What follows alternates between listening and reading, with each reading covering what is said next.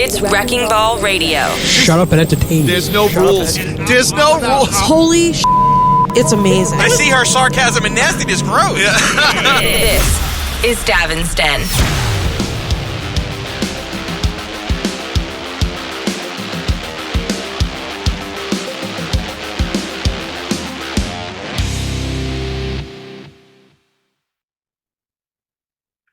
Good evening, everybody. You are listening or watching Davin's Den. Yes, Davin's Den, the show that is better than getting no Valentines in your mailbox made out of a tissue box. Oh, Very sad when that happens. It's rough being a kid.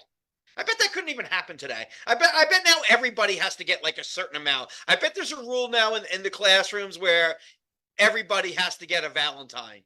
I'm sure. Yeah. I don't know. I mean, I guess that's a good rule because as a kid you compare. Why did I get X amount and this person got 3X? I got my Valentines ready to fill out for my class. What is that? They're Valentines for my class. Class of what? Yeah, for work. Okay. They're ridiculous. You can watch us on davincomedy.com and on the Davin's Den Facebook page. This is right. I am your host, Davin Rosenblatt. I am joined by Pip Helix. Hello, Pip. Hi, everybody. And I don't know if he's there. Joe, you there? No. MIA Joe. The show snuck up on him. On the show, the 2024 Valentine's Day Love Fails Countdown and Scamming Scammers. It's the first time we're going to be doing any of these countdown shows using a terrestrial radio clock. So we'll see how that works. How do you feel about your 3, Pip? You feel good? Miserable. Really? Yeah, I am very disappointed in my choices. I shouldn't say that because then I don't have a leg to stand on when we're arguing. But I mean, I thought that there are 1 or 2 points that are intriguing, but I was hoping for better. Intriguing is good though if it's the right type of intriguing, because there's only so many ways you can chop up your lover. So How do you feel about yours? I felt good. I feel good, but I don't know. I never know because sometimes I get a little cute because I try to make like a point because I'm trying to entertain and then in the face of entertainment, I have to sometimes go against barbaric. And then you get slaughtered on the show. Not necessarily, but it can be tough. But I do think this many years into it, there's something to be said for showing a different wrinkle. Well, I'll tell you one thing. This year, I have been excruciatingly careful about the timing. Because We'll be the judge of that, dear. We'll how see. many times have I been in the middle of reading the story and saying, "Ah, damn." Yeah, no, it's happened quite a bit. I know. So I have been very careful, and there were some great stories that I had to discount because of that. I was reading one story, and then there was a bunch of comments that this has been around forever. This is an old wives' tale. This, that, the other thing. I'm like, all right, well then we can't use that. And there are some really good ones that are on Reddit, but you have no idea when they happened, and you don't know if they're legitimate at all, or if just somebody's creative writing experiment. But there's some really good ones. So before we went on the air, we were doing a little pre-show. I told you I'm making all sorts of old man noises. Because we had the snow. I dealt with that, and I lifted weights and all that stuff. So on Sunday we go down to my niece's house. And she recently had a baby boy. So now I'm a great uncle. So which is cool, I guess. So I'm a great uncle. Because I was her uncle. Right. Oh, that's true. Yeah. Well, I don't know. You're iffy about the greatness. I'm an average at best uncle. Yes. Men's a men's. So we're sitting, and they recently bought a new house. So we're sitting on the couch, and my wife's like, "Oh, this is a really comfortable couch," but it's a very deep couch. You know how it's it goes very far back, right? I go, yeah, but it's not for people. It's not good for people our age to get out of. What did you get stuck in the thing? Hello, Joe. Yeah, well, no, I mean, I got off.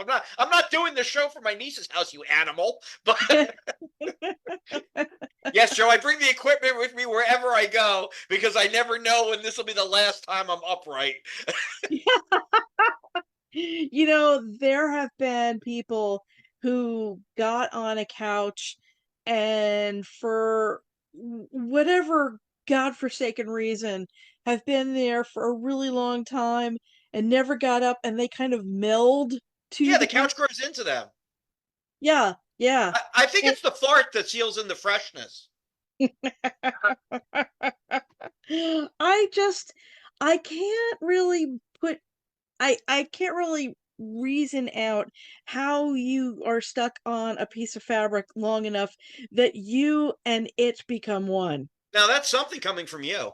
I know, I know. But You then again, you do have your own defense mechanism where if we can get you laughing enough, you'll create your own lubricant that will slide you right off the couch. So, I think I've seen it happen. yeah, we've all seen it happen. It's quite the treat.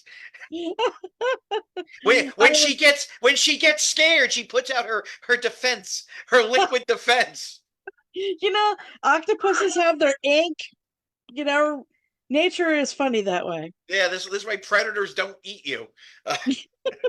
That's the only thing keeping it from happening if I sit still long enough. No, but Joe, to your point, it's like it was a deeper couch, and I'm not a deep man. No, I'm not a very tall human being. So there's some scooching involved. You gotta scooch to stand position. You just can't leap up from the back of the couch when you have short little legs. Oh yeah, they're major scoopage.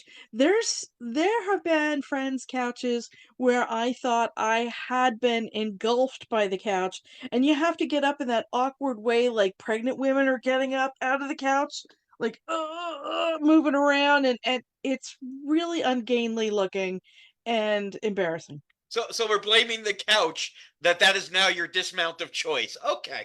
All right. Not You always. gotta get that chair that lifts up off the ground and then dumps you out like a fucking. You ever see that? Yes. You up and it Yes. throws you out of it. Yeah, but this isn't at my house. This is somebody else's.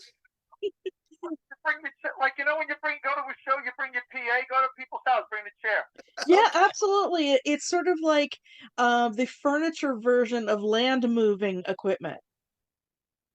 Beep, beep, So beep, it was a beep. very comfortable couch, but when we were looking at couches, and the couch we have is a very good couch. It has all the recliners, and again, Our couch is a very, very, very fine couch. Doesn't it sound like that's what he's singing? I hope your couch eats you. Anyway, so like everything, we can't just get the first one. Like this house, 52 friggin' houses. We'll get there. The wife is very particular. So we went through many, many couches. And we settled on this couch, which is a good couch. It's a big couch. It's a comfy couch. She's like, Very, very fine couch. I don't really like the couch. Are you fucking kidding me? You got to stop. Then why are we even? And then my daughter, we were out at my niece's house, and they had this house is like 100 years old, and some of the stuff might not have been updated in 100 years, which means it's back in style. Yeah. So we're in the bathroom, and my daughter's like, "Oh, this is the bathroom I wanted." I'm like, you helped design it. It's like, no, I sent pictures. You didn't pick that one. I go, well, maybe if you and your mother got off your asses and would have come to the tile store. Terrible. Yeah, if you want what you want, you have to go and pick it out and bring it to the counter and say, this. I Yes, want but so here's many yards the of thing. this. Even when these women get what they want, it turns out it's not what they want. So I tell you, when I got my couch, I got a theater-style couch, and I've heard complaints, and that's what I wanted. And I've heard complaints from Joe's girl, and when a certain cat came by, that why would I buy a theater seat? Because it's my fucking house. That's what I wanted, and that's what I So had. what's a theater seat? It means it doesn't go all the way across. There's like armrests in the middle. Yeah, there's a big console in the middle of it. Now my basement couch has that, but it folds down and it folds up, so it's not always in the middle. That's handy. Yeah. Oh, yours doesn't do that. Yours is like, nope, I'm down. Here we are. Yep. Okay. Yeah, and that's what I wanted. Like I said, Joe's girl and a certain cat that came by never. You know what it is, Joe? Let me. Here's what it is. You date whores, and you're a respectable man, and you want everybody acting respectable like teenagers should on the couch. So that's why you can't be having this scooching. That's why the console's there to separate the people. That's why Joe's a respectable man. You know, these women, they just want to jump on Joe and do what they want with Joe, and Joe's like, nay, nay. This is a respectable house. This is the buffer. Yes. Get back, woman. You can't have all this right now. You don't get this right now. Back, woman. See, Joe's just a tasty treat, and they resent having to wait for it. I got you, pal. It's like you gotta stop dating these loose women that can't resist you. Now, why would he do that? Because he's a respectable man with a respectable couch. You just can't mosey into the beach house that's nowhere near the beach and have your way with our skipper. You can't do that. That's very bizarre. Well, he's a bizarre man. This house is not built for comfort. I want to be upright when I am watching Ice Road Truckers. That's right. I understand, Joe. You have to be alert while watching Ice Road Truckers. Yes. Joe is always alert, always on watch. If he has a couch without dividers, he might nod off. But this way, Joe is always vigilant. Joe, if I may, the car. Oh, wow. Throwback, Blue Hawk. Oh yeah, no, I can't be Blue Hawk anymore. There's another Blue Hawk. What? Who? Yes. There's apparently a superhero Blue Hawk. I had no idea. Joe is Blue Hawk's super sidekick, Blue Balls. Not anymore. I mean, what? You will notice Blue Balls is on alert when he has a tummy ache. Can I do a quick use thing? A quick use thing to Optima. Hold on. Like Stop. Like a teenage runaway. Stop. First, yes. Second, let me cue up the bumper, and then you could go on your rant. Relax. Just a quick rant. Don't worry. It's quick. Don't even bother. Continue. Long story. That was it? That was it. That's why I said, just let me do it and get be done. I'm trying to get on. Oh, okay. Oh. I got you. Yes. Yeah, Joe does have lousy internet. Carry on. Yes, carry on. All right. So Pip, did you watch the Super Bowl? Not one bit. I don't understand how you could not watch something that's so important to our country's presidency, but I digress. We'll get there. Because it's not important to me. Well, we'll start with the halftime show. Okay. So, are you familiar with Usher? Yeah. You like Usher? No, but I'm familiar with him. I think that's all three of us. I think we're all aware of Usher, but none of us are necessarily fans of Usher. Yes. Yeah. But he's a legitimate star. He's a big star. Yeah, he is. But none of us really know his music. It turns out the one song, yeah, I know, but I didn't even know that was Usher, because all I think about with that song, yeah, is Little John. And the only reason I know who Little John is because he was on Celebrity Apprentice before Donald Trump became Emperor of the World. So I used to watch Celebrity Apprentice, and I said, you know what? That man in that boardroom with yes people, he'd make a fine president. And I was right. I was so right. Bite your tongue. Bite it. Bite it. Okay. All right. So Usher's doing the halftime show, and as usual, in my opinion, and I'm not putting Joe in this category because Joe is different, but for the most part, when there is a black artist, old white people, and I say old, my people, my age and older, start fetching. Like they're expecting ELO to be the halftime show or something. we would want that for Blue Oyster Cult. Yes. But we know it's not going to happen. No, Joe. We know it's not going to happen. A lot of the people that we know on Facebook apparently are still holding out hope. But yes, and there's a reason for that. If you think about the past 20 years, Black artists have been much more influential on pop culture and pop music. I mean, listen, we're all fans of legacy bands here. And whatever Pip likes. But I mean, we're all fans of legacy bands here. But let's be honest, those bands haven't moved the needle culturally in more than 20 years, 30 years. You know, they put out songs that, they make albums, but and they still tour and do well. But as far as moving the needle culturally, they're irrelevant.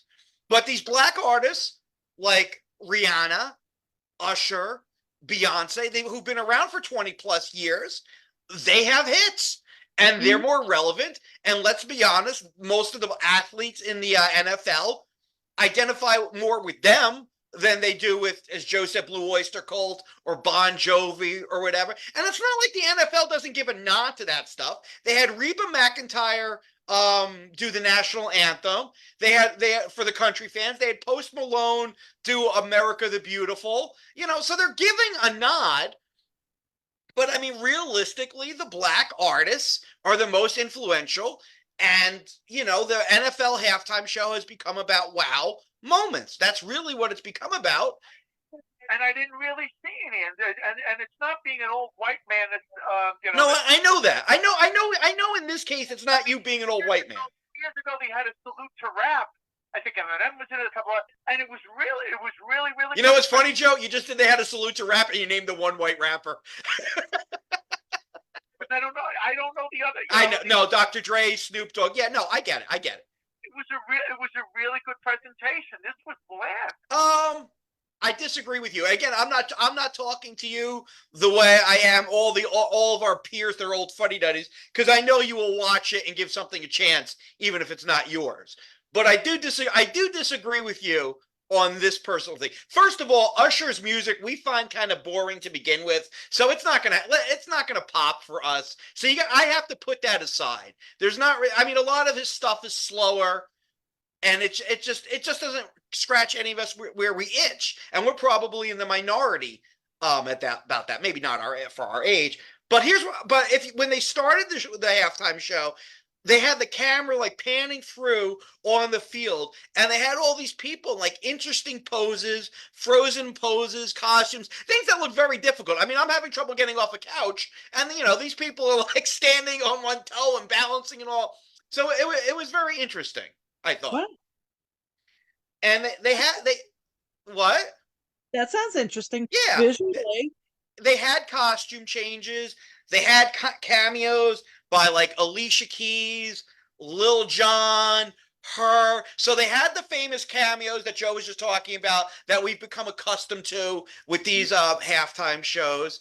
And they did something which I hadn't really seen before. Well, maybe the ABBA movie that they had years ago was a Fandango, but it was like singing on roller skates, which you have and like intricate dancing on roller skates. And I don't know why that didn't move you, Joe, but we're not watching anything like that. At best, you have as a singer on a treadmill with Rammstein. We don't.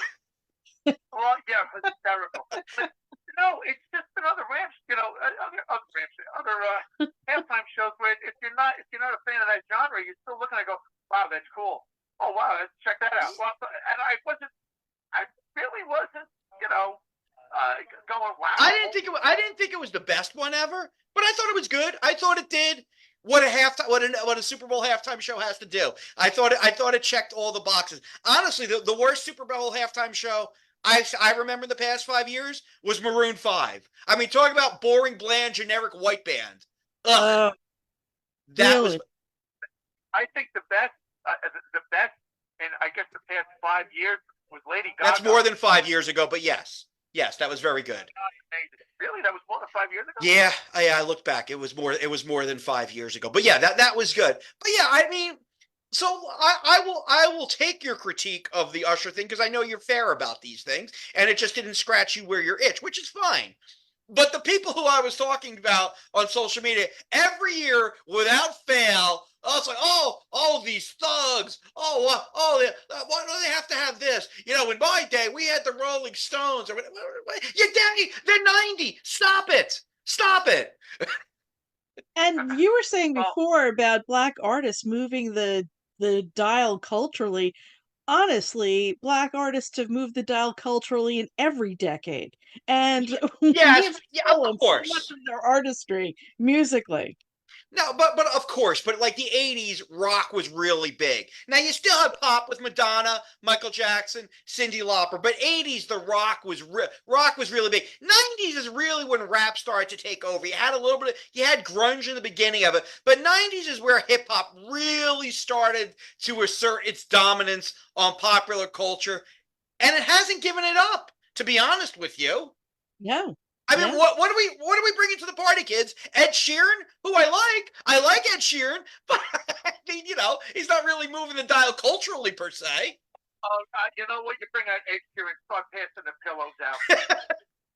15-minute nap. I mean, he's not exciting. I mean, look, he's a good musician. He's got good tunes. He's a big star. Not the most exciting person. No, it's like watching the Dave Matthews Band. I mean, I feel like that's what these people want. Can we just trot out the Dave Matthews Band? No, we can't, because it'll be boring and stupid. You know what though? I got to tell you though, Dave Matthews Band. I'd love to see the Dave Matthews Band. He's got the best rhythm section. Mm-hmm. Period. The drummer, the best rhythm section. Period. They're outstanding. Amazing. Not at gunpoint. Man, Not. Well, fine. Is he held hostage in a porta potty? Because I don't want to watch. I tell you, with our buddy, when you were commenting on your page, everybody was commenting and about the thing about Taylor Swift, and I'm like, and it was on our buddy JJ's thing, and it was course because I wrote to her, I go, the biggest thing, I go, it's not like they suited her up and put her out in the field and she kept on getting incomplete. I go, the biggest thing, and I don't know if it's a rumor, but the biggest takeaway of the Super Bowl, if it's true, how did San Francisco not know that there was different rules in OT at a Super Bowl? Because it's all part of the conspiracy. It's all part of the conspiracy. Taylor Swift wiped their mind. No, here's the answer to that. The players didn't know the rule change. The coach did. The Shanahan knew it. He didn't convey it to his players. So that's just bad coaching. But I go, look, I didn't know about the rule change. However, Dennis was sitting next to me and explained it. I tell dick jokes, I slap my hands on piano keys, and I do a podcast. I'm not supposed to know that shit. No. So here is the conspiracy theory that Joe was alluding to. And can we stop with the Trump delusion syndrome or whatever the hell you people call it? Can we just stop that? The right is obsessed where everything, they have to shit on everything with politics. Nothing can just be. We can't just watch a football game. So these fucking maniacs think that the NFL is scripted. Yeah, that's why they didn't put the Lions in the Super Bowl. Nobody wanted to see that. Right. They think the NFL is scripted in order for the Chiefs to win and Taylor Swift and Travis Kelce to get together, and Taylor Swift was going to announce to everybody to vote for Biden, and Joe Biden was going to win, which is a stroke. How does Joe Biden, for a bumbling old fool, it's amazing how he comes up with all these elaborate plans. It's amazing. But the funny thing, Anthony brought a good point up on his show on Monday. He goes, the tickets, if Taylor Swift was dating one of the Jets, do you think the Jets this year would wind up in the Super Bowl? Well, I posted that. I posted that on Facebook. I didn't hear the show. I go, listen, for all you people that hate seeing Taylor Swift, at important games and after winning games, have her date a Jet. She'll never be in an important game again. She'll never be in a winning game again. Have her date a Jet. You will ruin the girl because as powerful as Taylor Swift is, she cannot compete with the of my New York Jets. She can't. they were saying before, oh, Taylor Swift, it's all about that. I'm not watching the game. And she was open 3 fucking times. Well, Joe, now here's where we got to put you. Here's where we got to put you on the hot seat a little bit here. A little bit here. Well, because a lot of these people that believe in this conspiracy theory are the same people that several years ago swore they would never watch the NFL again because all these players were kneeling during the halftime show. And Joe was like, I'm never going to watch again. And I quietly said, you'll watch. And the NFL. And I still think it's it doesn't matter what you think. I don't care what you think. You watch it. And the Super Bowl did record numbers. They charged record amount for the commercials because the Super Bowl gambled. They said, okay, you're angry now. You'll be back. You need what we have. And they're right. It was the smart, whatever you think about what they did, it was the smart move for them because their players is comprised, I would say, about 80% African Americans. And now I would say 90% of the owners are Republicans. But they decided, you know what? We better keep our players, the ones who make us all this money, happy. 100% of those players are making hundreds of thousands to millions of dollars, and their only idea of struggle is there's no crystal at the club. Okay, well, I'm not arguing that point again. I understand that, but that, My point was, you and all the ones you said, I'm never going to watch again. That's it. You came. I didn't for a while. Nah, you came. No, you came back. We were talking about Giants sucking within weeks. You can't quit it. No, the NFL knows what it has. They're not stupid. They know they have a great product and that we just can't get enough of it. They know it. We buy their stuff. Well, we go to the parties. We bet on it. We go to the games. We can't quit the NFL. They know that. So it's hilarious. We go. And by the way, you tried to cancel the NFL if you want to do cancel culture, but you can't cancel the NFL. You can't cancel the NFL. It's going to rock the NFL eventually. I don't know when it's going to happen. Who knows? But with all the gambling sites, there's going to be an instance of a fix sooner or later. That could be. That could be. It's a little too greedy. I agree with you. Can we also talk about one more thing about this hate for Taylor Swift? I don't know where this comes from. That by all accounts, this is a nice human being who takes good care of her fans, who tips her teamsters, who break down her equipment $100,000 each at the end of tours. Yeah, I mean, now listen, she makes songs about failed relationships like every singer does. From Mozart, who wasn't a singer, but composed. That's what they do. They hate this woman because she's on TV. She doesn't need to be on TV. She's big enough. The networks are putting her on TV. This hate is ridiculous. And then you hear, I don't remember who this right-wing pundit was, like, well, you can have Taylor Swift because we have Ted Nugent, Kid Rock, and John Voight. Shoot yourself. Shoot yourself. That's what you're bringing to the table against Tay-Tay?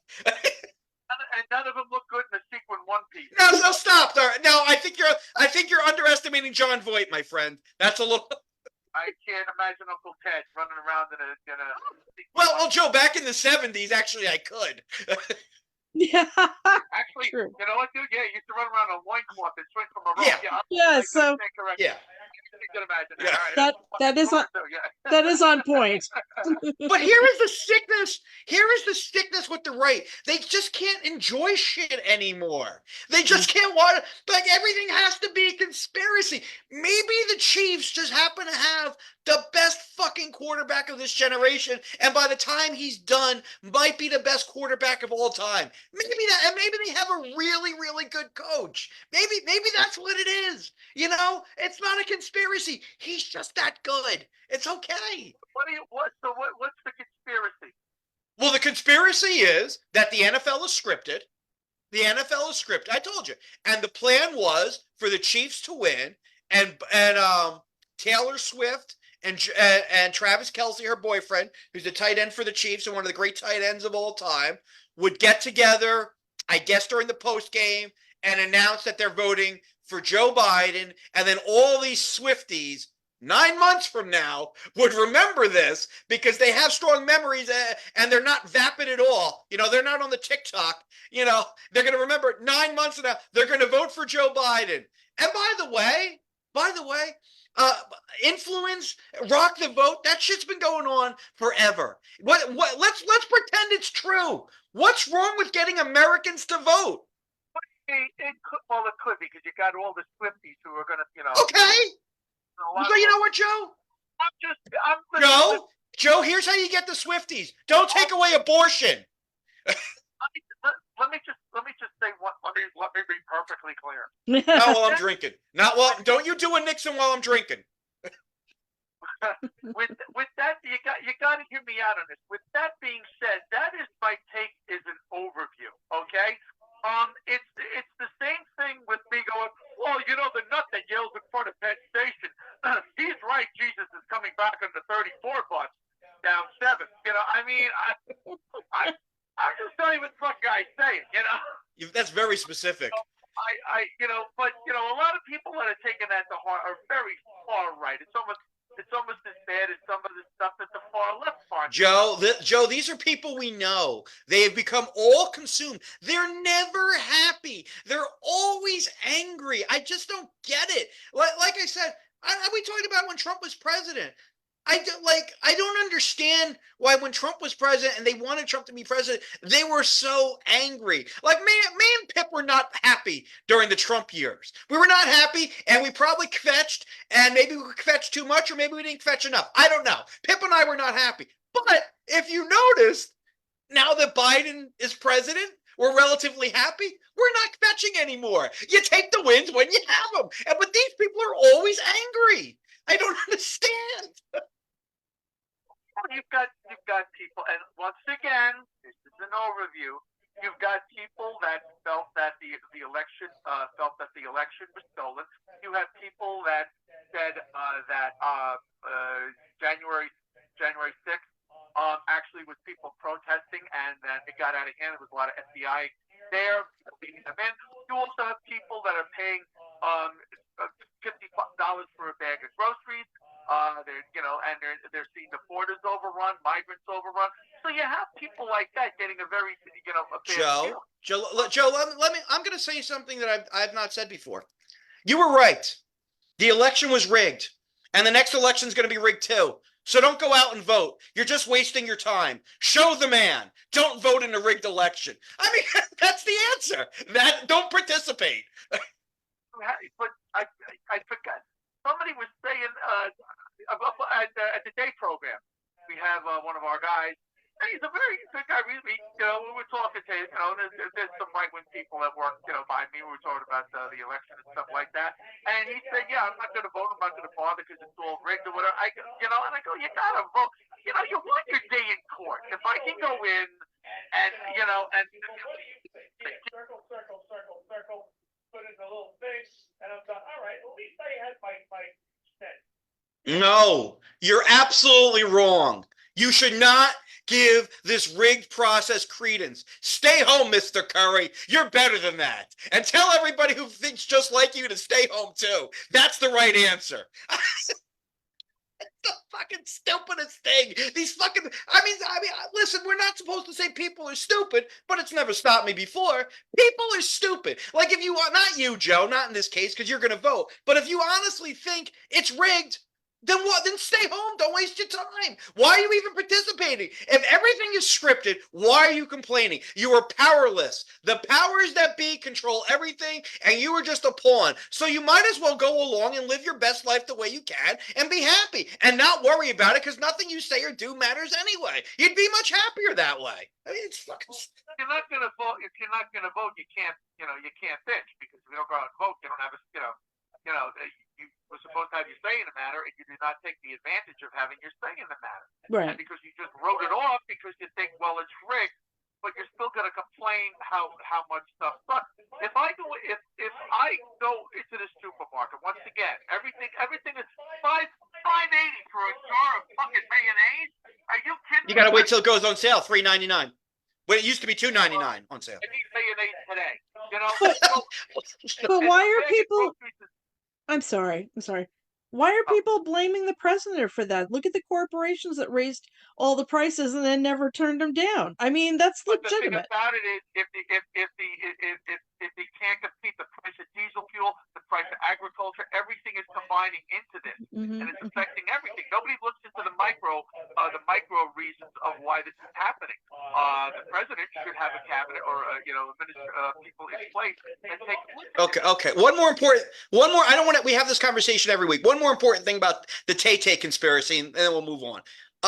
About this whole conspiracy. Do they understand how fucking filthy rich this woman is? If she wanted to endorse Joe Biden, she could take out a 30-minute promo for Joe Biden on every damn network, and she could just sing songs about Joe Biden and say, go vote for Uncle Joe. That's what she could do. She doesn't need the NFL after her boyfriend wins the Super Bowl. These people are so fucking stupid. They don't understand who they're dealing with. She's huge. It's fucking dumb. Okay, but Joe's not one of those conspiracy theorists. Thank God. Pip, I'd like to give us some credit for that, because I think if Joe was not exposed to us on a weekly basis, he might sink in with those people, because that's the majority of the people. No, you're not. Do you think I look at the booth at the fucking stadium and think Taylor Swift's controlling the world from it? Are you? Your friends do. Your friends do. They're fucking mine. I'm not going to sit there and go, hey, you know what? They got a point. Look, she's sending a signal out to the 50-yard line. What are you against? Taylor called for a run. She called a run, you guys. Listen to me. We had a long fucking talk about all my issues on the way to the gig Friday night. Oh, boy, howdy. I tell you, I have a lot of them, but that ain't fucking one. I'll give you that. All right, so let's go. Let's get to these commercials. Joe, do you watch the commercials still? I do. Yeah, a little. I don't want to be the old man here, but I will. I think the commercials used to be better. They're just not that good anymore overall. Very bland. Yeah. Bland. You know why? Because I think they want to be careful because everybody picks it apart about the message they're sending, and somebody could get offended. So they just make them bland. Well, here is something I noticed. Actually, I didn't know. Somebody else noticed it, and I'm stealing their point. So it's 30 seconds, $7 million. So there's a lot of cool movies coming out. But if you want to see the full trailer, you're going to have to go to their website. The movies are no longer giving you the full trailer during the Super Bowl commercial. They give you a little taste, and then they tell you to go to the website. That's new. That's weird. The way the movie business is now, the way they're competing with cable and streaming and everything like that, I think they're trying to, they themselves are trying to cut cash. I think it's a good move. I will bring this up. I'm gonna say we are starting to control the border. And Joe, before you jump down my throat, here's why. I think the security has gotten tighter at the border because this is the first time in years I don't remember seeing a Mexican avocado commercial. We always get one. We didn't get the Mexican avocado commercial. That's the sign that you take. Yep. Going back to the movie thing, if you're pushing a movie, you don't know how it's going to do. So instead of spending millions and millions of dollars during the Super Bowl pushing the whole trailer, you just spend $1 million. You direct people to the website. They can see it there. You just save yourself, probably another $3 million. Well, they still spent $7 million for the 30 seconds, but they didn't make it. They didn't spend $14 million for a minute. Right. It won't cut into the margin if the movie tanks. Bud Light, and we talked about this last week, and Joe was right about this. If you saw, boy, record that. no, listen, every so often, it's a leap year, can happen. Bud Light is clearly going back for the frat boy vibe. If you saw their Bud Light commercial, which just makes the whole Dylan Mulvaney thing all the more stupid. Like they just show that they don't have a vision. They don't stand by anything. Just like they cave to press. I mean, it's just so. And the problem is, the beer still stinks. I mean, that's the problem. I know it makes sense to go to the frat boy vibe because frat boys are the only ones who are going to drink that swill because they don't have a lot of money. I get it. what I like to do is I want to change the format of the show. I want to talk for an hour and a half about cars, and then I want to talk about a musical instrument for the rest of the show. No, we're not going to do it. Well, why? Because it's not our core audience, and nobody's going to want. That's not what we do. The same with Bud Light. They tried this. That's not their core audience, and they found out several $1 billion later that it's not. They got to. And they got to go back to what's paying the fucking mortgage. So they got to do what they got to do. That's their core audience. The most paradoxical commercial, which I enjoyed, there was a commercial promoting Jesus, because that's what I always say. Jesus, nobody ever promotes him. So the Super Bowl is a good time to make people aware, because it goes Taylor Swift and Jesus. So they had a Jesus commercial that was preaching don't hate, and they show different people that would be opposed, washing each other's feet. I think I saw Rex Ryan there washing the feet of an offensive coordinator, but that's just because he has a foot fetish. But anyway, so Stop right there. You're working this weekend. That goes in the act. You got to put that in. That's got to go in this weekend. Yeah, you got those too. You got to put that in. All right. Pip, write that down for me, because I will forget. But so it's a really cool message. That Jesus didn't teach hate. But then I saw somebody pointed out. Then again, for $7 million, you could really help a lot of people in need instead of doing various people washing their feet and doing the Jesus commercial.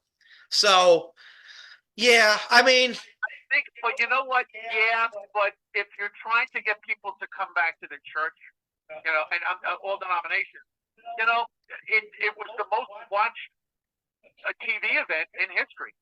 Never mind. So you wait, Joe. So you think there was people that didn't know about Jesus until the commercial? You know what? It's nice to see a message that's different. That's something about about the genuine goodness that we're supposed to have for each other. Okay. I think the funniest commercials, it's between one of the two. They had a Christopher Walken commercial where he's walking and he's meeting all these different people, and they're all doing Walken impressions to him, which as a comic who's been in this game long enough knows, oh, yes, they all do Walken impressions. And that was pretty cool to see that. That was pretty funny. That sounds funny. And the other one was the J-Lo, Ben Affleck, Dunkin' Donuts commercial with Tom Brady and Matt Damon. Now, in that commercial, nobody bitched about having to pay $2 extra for oat milk. They didn't have that in the commercial. Cool. But that was a fun little commercial. I saw some bit about a little guy that his little green butt blew up and it popped and became another little green guy. What the heck was that? That doesn't ring a bell, but it figures you would focus on a butt that blows up. That's with Taco Bell. Oh, was it? No, It would be about a butt that blows up, though. A blood. Now, there was a commercial that put a little tear in my eye. And I don't know if Super Bowl commercials should be doing it, but I was like, oh, I got the feels. So there's this girl, she's probably 8 or 10 years old, and she's at some figure skating competition, and she does really well, and her dad is there. So then after the competition, they get in the Kia, they set up a speaker and lights, and on this outside pond, she starts skating around, and inside you see Grandpa watching through the window. I was like, aw, Kia, you scratch me where I itch. Oh, that one. I thought it was going to be the mom that was there in the wheelchair. That would have been nice. Not that I'm bitching. I mean, it sounds a little bit like you're bitching, like Grandpa doesn't get to enjoy it. Oh, that was sweet. That was really sweet. Like I said, it was a sweet commercial, but I'm sitting over my buddy's house. I go, yeah, he should have had mom there in a wheelchair, but not for nothing. What do I know? And then I thought the game was pretty good. It started slow, but it was a good game, conspiracy and all. It was, yeah. All right, last thing I want to talk about before we take our first break. By the way, can I just say one quick thing? There was a lot. I went to 2 Super Bowl parties that night. Show off. There were a lot of San Francisco fans. I went to my buddy Mike's house, and then I went to Vinny FBI's house. Both, just one other person root for KC, and you're like public enemy number one. Well, Joe, I mean, here's the thing. Let's be honest. A lot of your friends prefer sanctuary cities full of socialism Pelosi. Let's be honest about it. They do. They do. I've seen them. That's what that's about, Joe. They hate America. That's why they're rooting for San Francisco. All right. The last thing I want to talk about, I had so much to talk about, but we'll take our break. Did anybody see the Daily Show last night? No. No, I didn't get Never to. heard. Jay Stu is back. I Jon know. Stewart is back on Mondays. I was felling. Can I tell you how good he is on that particular show? Now, I watched every episode of the Apple Show, and it was a much more serious show. But man, it just seemed like the comedy was on point. The jokes were sharper. Everything was better. And he was making fun of both of them, both Trump and Biden. It's like, oh, and it wasn't sanctimonious. It was like, yeah. Now, I don't know if it's still going to scratch everybody's itch. I'm old. They were Trevor Noah. They were going for somebody younger. And I don't know what the fuck they were doing with all these guest hosts. And let me tell you something. I thought Trevor Noah was. Trevor Noah to me is humorless. I don't think he's funny at all. It was a different show. You know, I prefer Jon Stewart. It was a different show. It had a lot of heart. It was just it was interesting because he was really bringing a lot of black issues to the fore, which we really hadn't seen before. So Yeah. it was interesting. And you know what? He handled COVID well when we were all locked in. He was doing it from the house, so that was kind of cool. We were locked in. It was a different vibe. I mean, Jay Stu's. The thing with like I said, Trevor Noah to me was bland. Jon Stewart, and there were nights I was watching the Daily Show and I go, I disagree with your point. Totally liberal fucking take on that, but beyond hysterical. Yeah. See, I'm laughing my ass off. Don't get me wrong. You know, so that's the great thing about Jon Stewart. I don't agree with it. I think he's wrong, but Jesus Christ, that's funny. Yeah. He raised the point, and other people have raised it too. It is clear that both President Biden and former President Trump are suffering the ravages of time. It is clear. Now, it's not an indictment of either men. They're in their late 70s, early 80s. These are old human beings, and this is the toughest job in the world. It is now, I know Donald Trump had executive time, but that being said, it is the toughest job in the world. You're on call 24/7. If something happens across the world, you need to know about it. So I think either way, we're kind of in trouble. I'll take the guy that had it at one point and still has it, but is not what he was off the guy who's batshit crazy. I'll take that. But it is an indictment of this country that this is what we're running back again. This is what we're doing. And with the Republicans, they have a real opportunity with Nikki Haley, who I don't agree with at all, but as I've said, is extremely qualified for the job that she is seeking. But she loses to none of the above. She was in a primary in Vegas, and none of these choices kicked Nikki Haley's ass. You can't lose to none of the above. Who'd you lose to? Nobody. Nobody and everybody. Nobody and everybody kicked my ass. They more than doubled me. That's a bad day. Terrible. Do you think if the Democrats are going to try to pull a Hail Mary late in the game with Hillary Clinton? No, No. because that would give it to Trump again. It was brought up with some of the pundits, in that, because they would say, well, what would they do? Because they're morons. Think about what you just said. We're going to go away from the guy who beat Trump to the only person who could lose to Trump. Now, listen, I understand we're talking about the Democrats, and anything stupid is possible. I understand.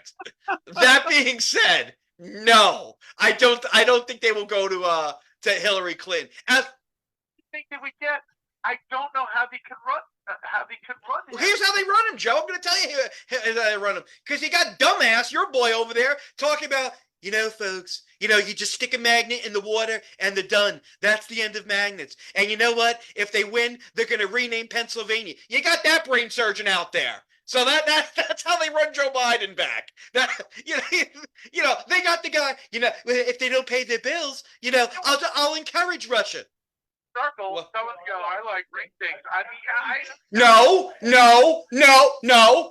It was cookies, and it was on TikTok. Get it correct, sir. thank you. But you know what, Noted.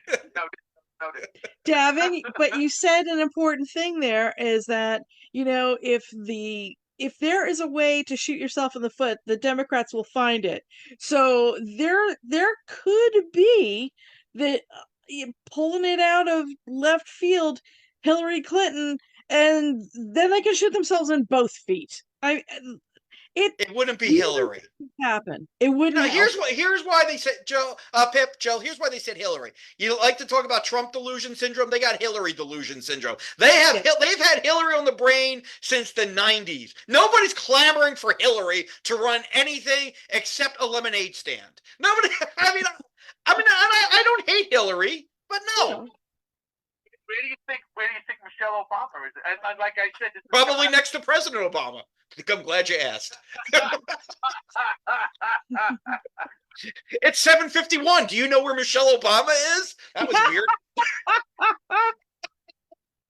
I mean, I think she'd be an interesting candidate, but it's not happening this year. They're going. Then we're 10 months away. I do. Listen, I know. 10 months away. Now I heard. Anything could happen. Now here's an Anything interesting could happen. thing. John Stewart raised an interesting point. Now, Joe and I were talking about this. So, Joe and I had a long road trip this weekend. So, after the Disgusting. right, but not what I thought we were going to discuss. But anyway, they had the news about the deposition with the special counsel on Joe Biden, and they said, it was talking about Biden's memory. To which point I said, Joe, do me a favor, download some posts of Trump's Truth Social. I need something to distract you with, because I thought I was just going to get roasted with Biden shit. But here's an interesting thing. So the special counsel talked about Biden's memory. So what John Stewart did was he showed all the Trumps, the Eric Jr., Ivanka, Donald Sr., in depositions, and they're like, all the times they say, I don't recall, I don't remember. They even showed Donald Trump saying, I don't remember when I said I have the best memory. So I mean, it's a deposition. That's really what you do. They like Fauci. I was watching Ari Melber, like when he was deposed, over 100 times he said, I don't recall, and nobody thinks he's losing his mind, whether you like him or hate him. I guess that's what you do in a deposition. So it was kind of unfair that's what we were joking about. Now, John Stewart also had this point about Joe Biden, which I think Joe would like. They say the people that work with Biden, he's sharp, he's commanding, he's on top of things. John Stewart's like, well, why don't you show video of that? If that's really what's going on, why don't you show us that video? We'd kind of like to see that video if it exists. Yeah. I understand that, but also when Biden was giving a press conference, he made the mistake saying that he talked to the president of Mexico about Gaza. He also mentioned when he got upset about his son Bo, he brought up something religious and totally forgot that. He also said, keep me as president. The first thing he's going to do is he's going to overturn Roe versus Ward. And I'm going to make a joke here. He said this shit. Joe? Of his faculties, he gives a press conference, and then, with a span of 15 minutes. I understand, and I agree, 100%. And if you ran Nikki Haley, that would make total sense. But you have a guy go, if they win, they're going to rename Pennsylvania. What are we doing now? We're renaming Pennsylvania? What is he even fucking talking about? He's talking about magnets and renaming Pennsylvania. And oh, by the way, if you don't pay your bills, Russia invade. And if anybody knows about not paying their bills, it's Donald Trump. I mean, oh my God. What else you want? That was a pot call in the kettle black. I went insane. If you don't pay your bill. Dude, do you know what you're known for in New York? And his attorneys, he doesn't pay his attorneys either. So yes, Joe. So to my point, either way, we're kind of screwed. But I'm going to take the guy who's not nuts, who's not babbling about magnets, who's got a bad memory, and is not malicious. I know it's, listen, I wish we had somebody running 30, 20 years younger on both parties. I really wish we do, but we don't for some reason, which I don't know.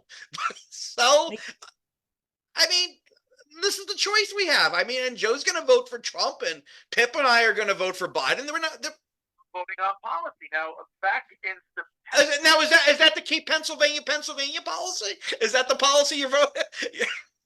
No, you got to get around the rhetoric. That's the problem. But, The rhetoric. Back in June, starting in June, and then going through the summer, and it's we were discussing all this, and I'm like, well, you know what? See me in January when shit starts to get real. Hi, we're in January and now February. We got 10 months left, and this is beyond fucked up. Yeah, it is. Who the hell?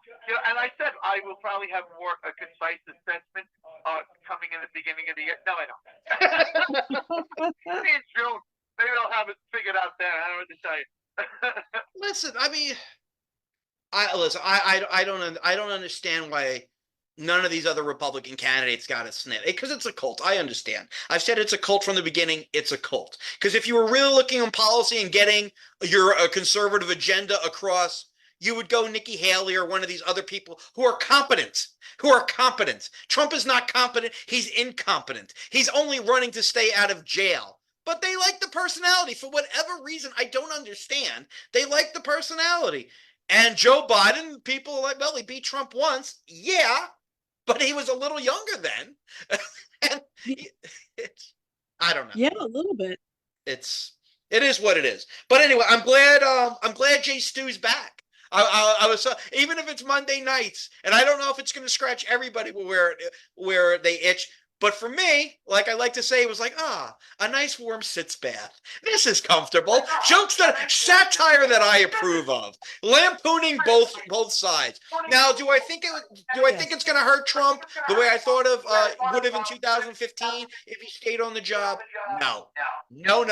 It's because everybody who's going to vote Trump it's baked in. They're going to vote for Trump. I really don't think how anybody new would vote for Trump. I really don't see how he's done anything with his 91 indictments and ramblings and sexual assault convictions. I don't really say okay, well now it makes sense. I think what it's going to be is people are going to stay home. And who turns out the most people? I think we're going to have a very low turnout, even though, like every election, it's the most important election of our lifetime. I get it. I understand. But I think we're going to have a very low turnout because I don't think people are excited overall about either candidate. No, I don't think so either. And I do think if Taylor Swift ran, she would beat the shit out of Trump. She would crush him. Tay all the way. All right. Funny. On the break, we got new music from John Carr with Sierra and the Cathodes with Time. And you can learn more about both those artists at creativeanddreamsmusicnetwork.com. When we come back, scamming scammers. All right, kids, this is a 9-minute break. So you got some time. Okay, thanks.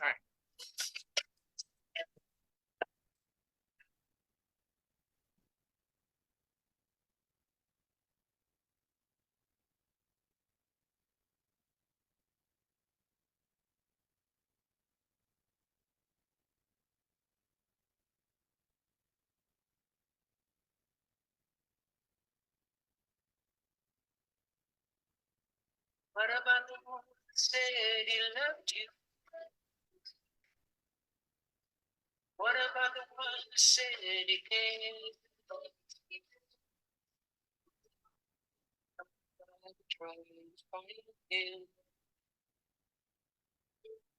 We'll be here,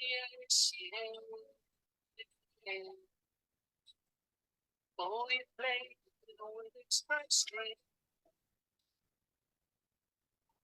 And you play without a care. Not a bit I see heaven. It's not a thing.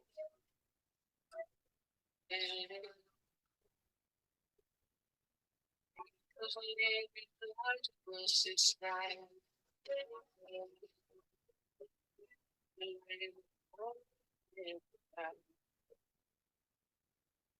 Somewhere say There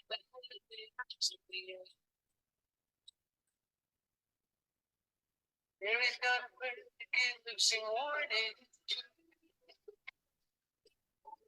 And it's that to young. I see heaven. And she's looking for you.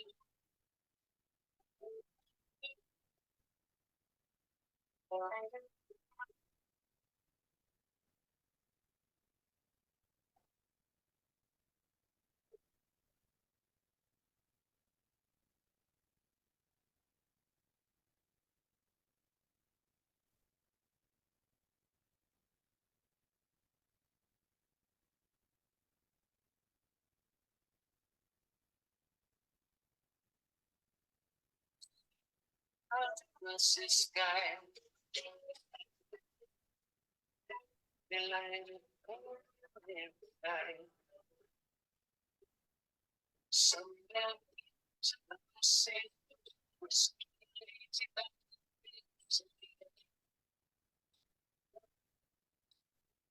what about the one that say they love you? What about say they gave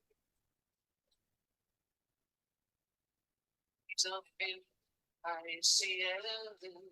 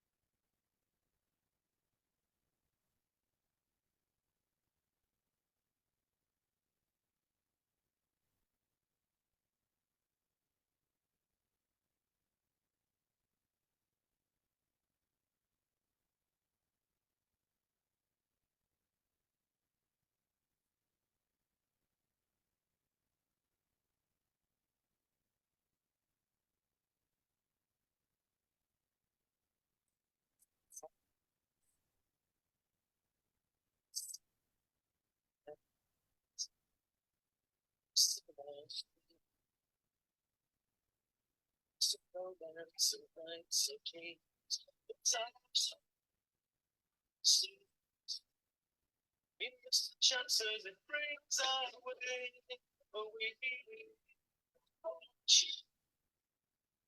That keeps turning, getting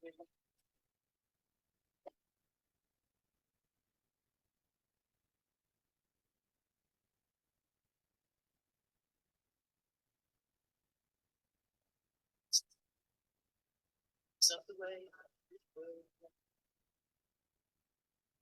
To the photograph, I still keep proper. But time, it's the chances that brings our way.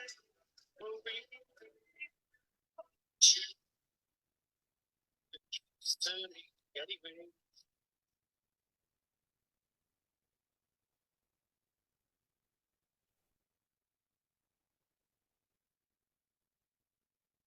Tell me I could have been different.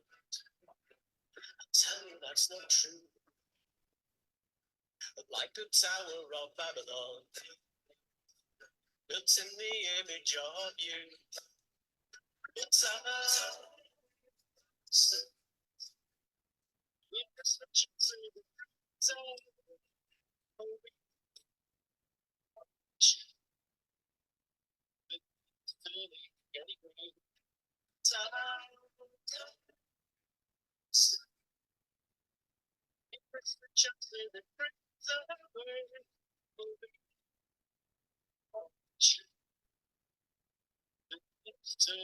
anyway.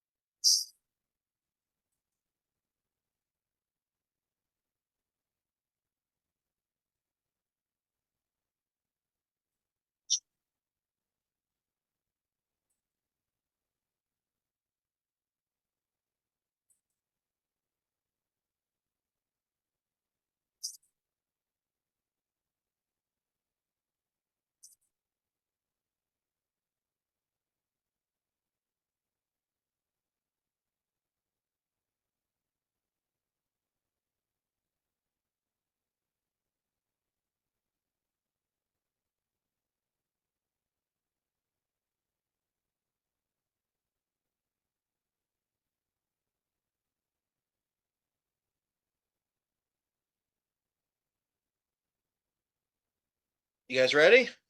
Yeah. Yeah. All right, here we go. Is Davin's Den. Is Davin's Den.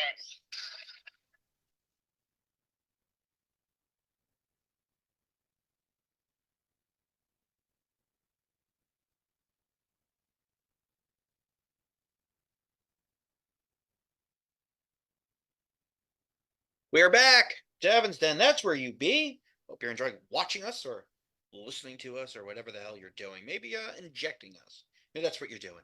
Maybe you should inject us. Okay, let's do some. That went nowhere. Good for me. All right, let's do some scamming scammers. Let's do some. Yeah, just kind of babbled on. That's what I do. All right, let's. So we're gonna pick it up with Jenny James.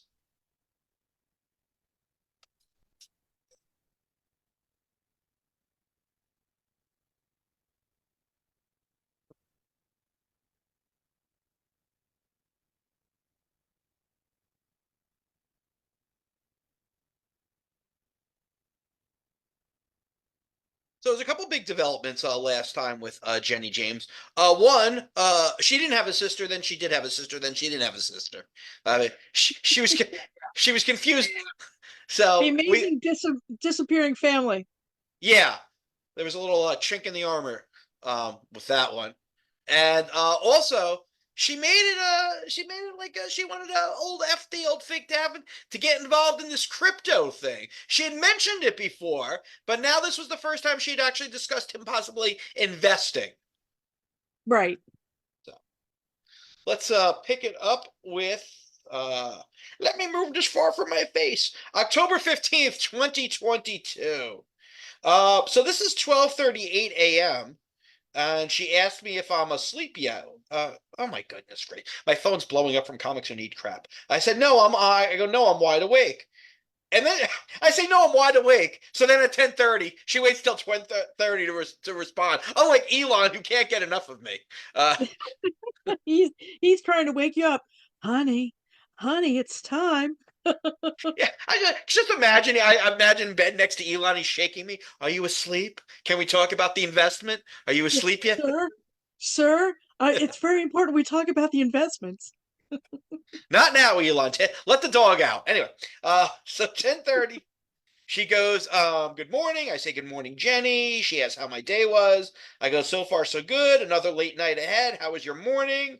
She goes, is it that late in New York? I go, no, I mean tonight. I will be up late coming back from work. So if you wanted to talk to me, I will be up. Um, she asked if I have any plans for this weekend. Oh, by the way, Pip, 5 years from now, when we do one of my current scamming scammers, I called one in the car while Joe was in the car with me. Yeah, fascinating. No way! Oh Yep. man, that's great. Anyway, I'll continue. So I go, I'm working tonight and closing my pool tomorrow. Any plans for you? October 15th, I'm closing my pool. Jeez, did we stall? Were we expecting a Native American summer or something? What the hell's wrong with us? Yes. Yes.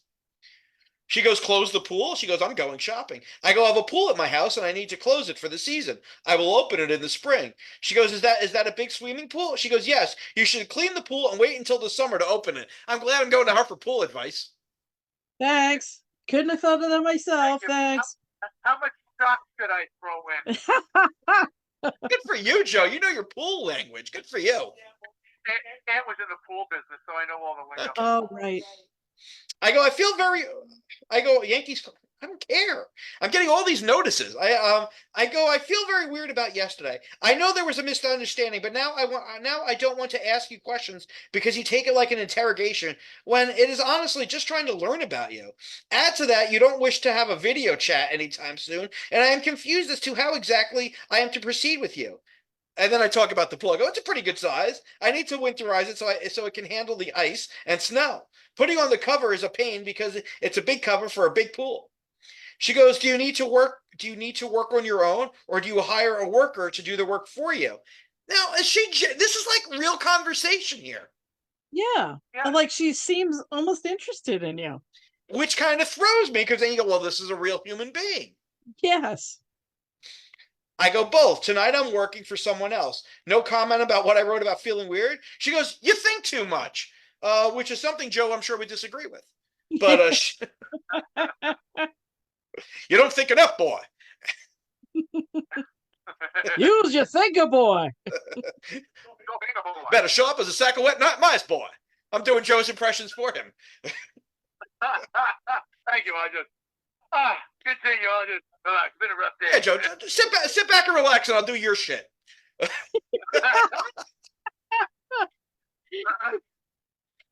She goes, you think too much. She goes, I think sometimes you don't need to think so much. I mean, who helped you shut down your pool? Now, if you think about it, she wouldn't want me to be a thinker because she's going to want me to invest with her. And not overthink it. Yes. Thinking would just get in the way of this scam. I'm sorry, ma'am. I go, I am an artist. I do think a lot, but you are the one who overthought my question. A friend who lives nearby will help me. I go, you said I am interesting. I'm guessing you would find me rather dull if I wasn't a thinker. At this point in life, I doubt I will change much, and I don't want someone who wants me to change all that much. And I know you like me. She goes, that's good. You have a friend like that, and I'm happy for you. Yes, we people always have ideas. I mean, you don't always think about the bad. I think our life should be optimistic. I go, Jenny, you thought badly of me saying I was interrogating you. I agree about being optimistic. I tend to be a positive person, except when I'm feeling negative.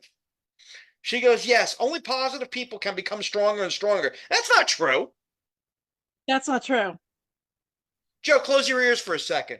I don't think Donald Trump's very positive at all, but he became president of the United States. So, yeah, I mean, really. Exactly. Positive people can be stronger and stronger. That's what gives you the initiative to be. No, but she said only positive people. I'm saying you don't have to be positive to become stronger. It could be anything. True. I mean, I don't think Putin's all that positive. He's positive he's going to kill people and people are going to fall out of balconies. I don't think he's a positive guy though. And who's that? Putin. Oh. I go, are you looking to be like a big old monster, big and strong? I go, that is some thinking you put out right there. I think we are both thinkers. She laughs, she goes, I'm a mighty alien. So this is kind of like conversations like that, you think maybe this isn't a scammer. Oh, I don't understand what just happened about the alien. What? Well, because she's talking about becoming bigger and bigger, so she says I'm a mighty alien. Oh, okay. All right. That To went which over. Joe says, if we had a wall, you never would have gotten into this conversation. That's right.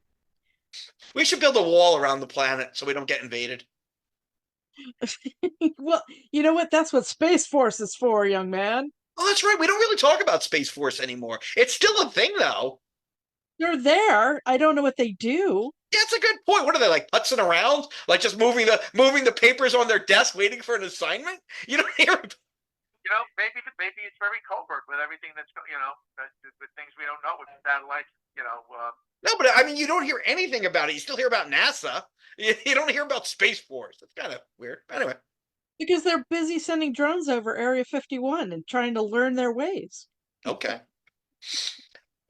I go, I like you and all, but aliens are into anal probing. If you try that, I will have to destroy your home planet.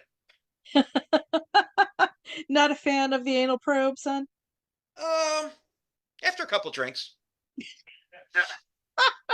Well, Valentine's Day's coming up.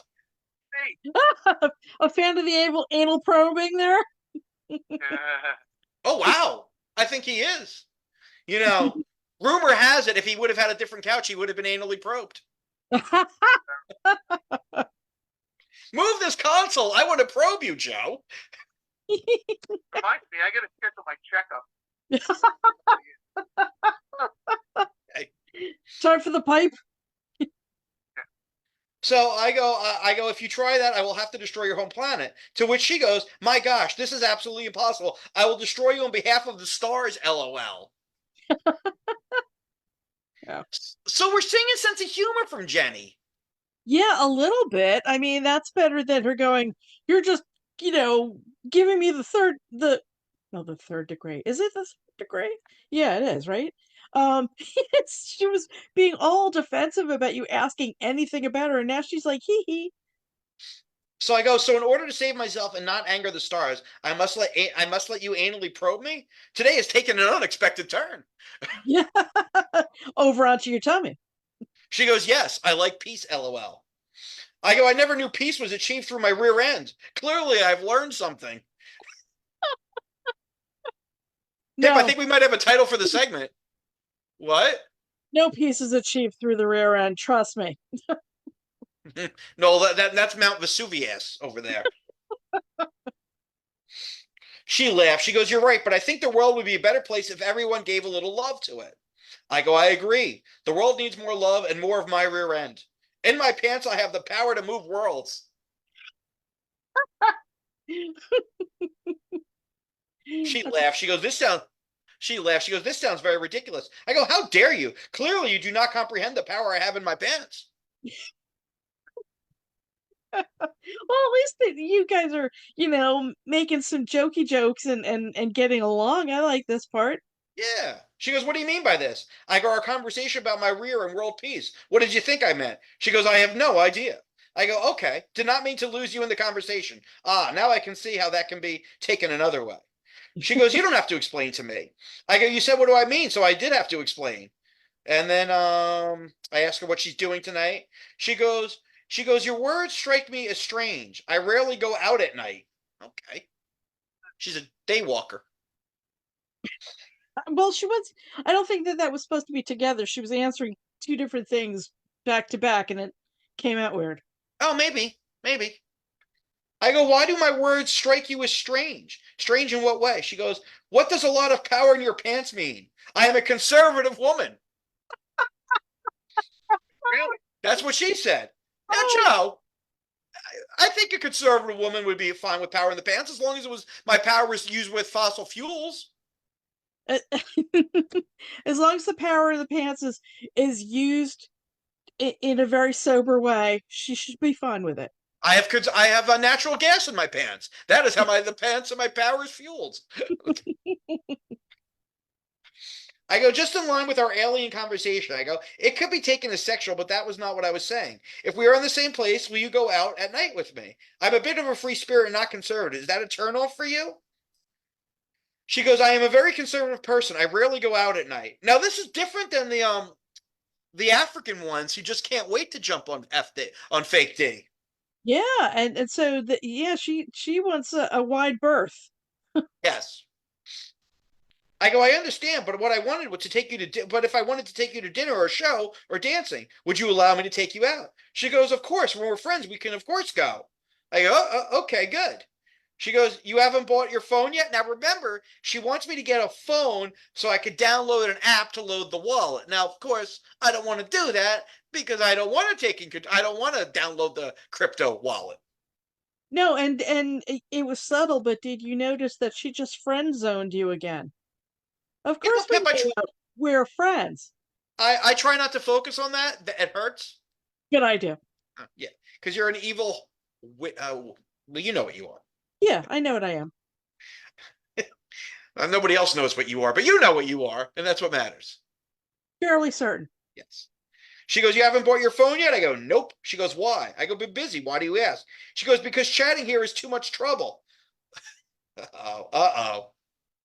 Oh, she's trying to get you into another venue. Yes, where they don't have the rules that this has. Why? How quickly things have changed. Yeah.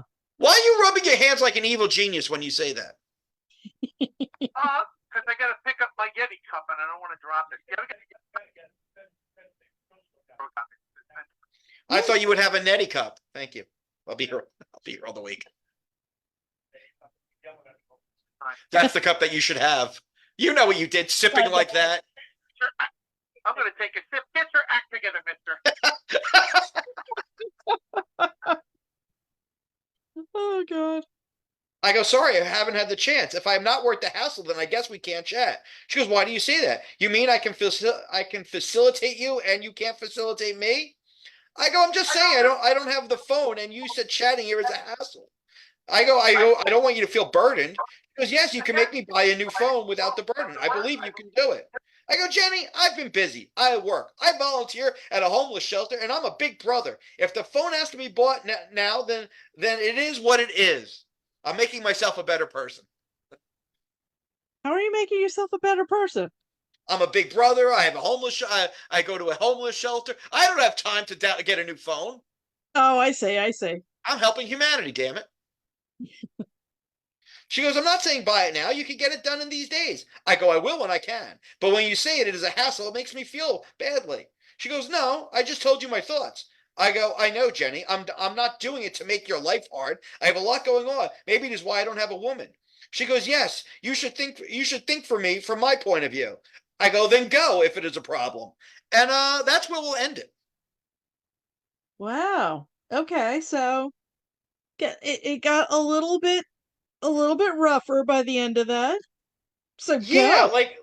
like we were cutesy there for a while. Yeah. But it's getting a little testy.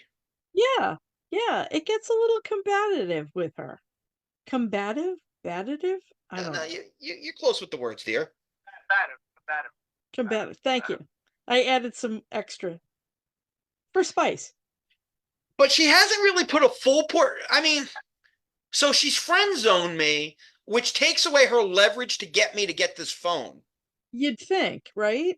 I mean, you'd think that she wants you to be all in. Yeah, like she should be. Like, I guess these Asian scammers, they don't want to entertain that type of thing because maybe the culture is more conservative. Maybe business is business. But I mean, if you wanted me to get this phone, you would pitch a little woo. Yeah, I mean, do they expect you to be like sitting there going, okay, we're pals. Let's make this really antiseptic. And somehow. Well, I would say that, all the nice small talk that we've been listening to for the past 7 minutes would be kind of their way of pitching woo to you. Wow, they're bad at that. Yeah. They need a relief pitcher, woo pitcher. Yeah. No, no. Yeah, it doesn't even I just got that. Take your Yeah, time, dear. We'll wait. they definitely need some help in this area because they're awfully dull about trying to arouse your loins so that you will be all in. But they're And as Davin just said, it could be a cultural thing. Yeah. That's the way to do it. Yeah. yeah, well, I mean, I guess you could make the argument that like I'll be intrigued. So if I want to spend more time to get to know her, I'll get the phone. Yeah, I suppose. No. I like my scammers to be whores. Clearly. I don't have time for this. If Pip doesn't get her sexy talk, she harumps and goes home.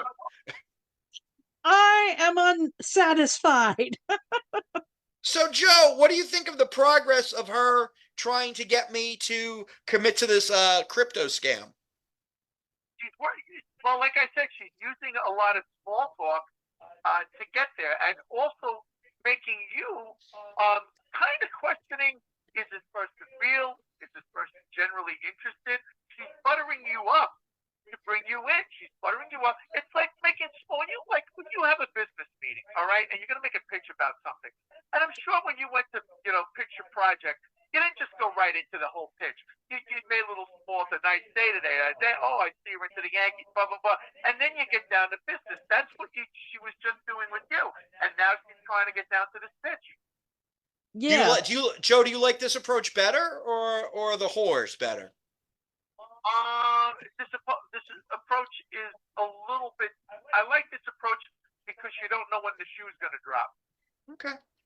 All right. I want the horse. I'm with you, Pip. Give me a good whore with bad English. It's really all I'm looking for in an online romance. I was talking to somebody on Facebook. Like, she's her real self on Facebook. I didn't realize it was a scammer, but she did ask me for money, but she's Nigerian. But like, I was asking about her kid, and then she said, well, I'm like, well, because she said Happy Lover's Day. I'm like, oh, happy, that's a cool word for it. But then she said like she was raped in secondary school. Like, wow. Like, I don't know if that's real or not. And then she's like, well, you're reminding me of that. You're bringing up my past. I'm like, I'm not. I've been nothing but nice. But I'm like, maybe we shouldn't talk anymore. I don't think we should talk anymore. And then she said no. Later on, she responded no. And I go, what are you saying no to? It's very weird because I'm getting these people that they're from Nigeria, but they have this different approach. She asked me for money a long time ago and I never gave it to her, but I don't know what to do with this. I'm still completely deceitful. I do not tell her, about my wife and my daughter and all that stuff, because I know my wife likes to be private and I don't want them. I mean, if she pokes around on my Facebook long enough, she'll see, but they could have died in a car crash, as is wont to happen. But That's been happening all over the place for you. it really does. All right. Let's thank some folks, and then we'll gear up for our Valentine's Day Love Fails countdown. We would like to thank Sensei Russ Ferdico for his continued support. Thank you, Mr. Russ. Thank you, Mr. Russ. Out all the years, you've always been by our side. Thank you very much. Portobello, County, New Jersey's most exclusive fine dining Italian restaurant. Tuscan Villa setting will make you feel like you've been transported to the old country.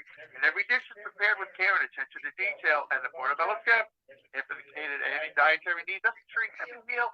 It's not just a visit; it's going to be an experience. At Portobello, they're open for lunch and dinner Monday through Saturday, and on Sunday, Portobello features the sumptuous lunch in addition to the dinner menu, which is available all day. Friday and Saturday night, Portobello features live entertainment running at 9 p.m. Portobello Banquet, now that's your destination for that special event. 16 wedding, office party, or anything that has to be prep. And their professional staff will ensure that event will not be just an occasion, but a memory. Portobello Banquet is also popular time of night throughout the year, which is produced by our pal Davin, excited for the production. Get a great got Eric McMahon, John Conti, and Debbie Bassett. It's going to be a fantastic show. Call 201-337-8990. Two for Yeah, because they're going quick. Experience all that Portobello has to offer. 175 Ramapo Valley Road in Oakland, New Jersey. Learn more. Give a call. 201-337-8990. That is 201-337-8990. Or visit their website, portobelloinj.com. You deserve the best. It's a great night out. You deserve Portobello. Side Splitting Productions, they're the ones who put together these great comedy shows. Need a comic for a restaurant, a fundraiser, a birthday party, business event? Give us a call.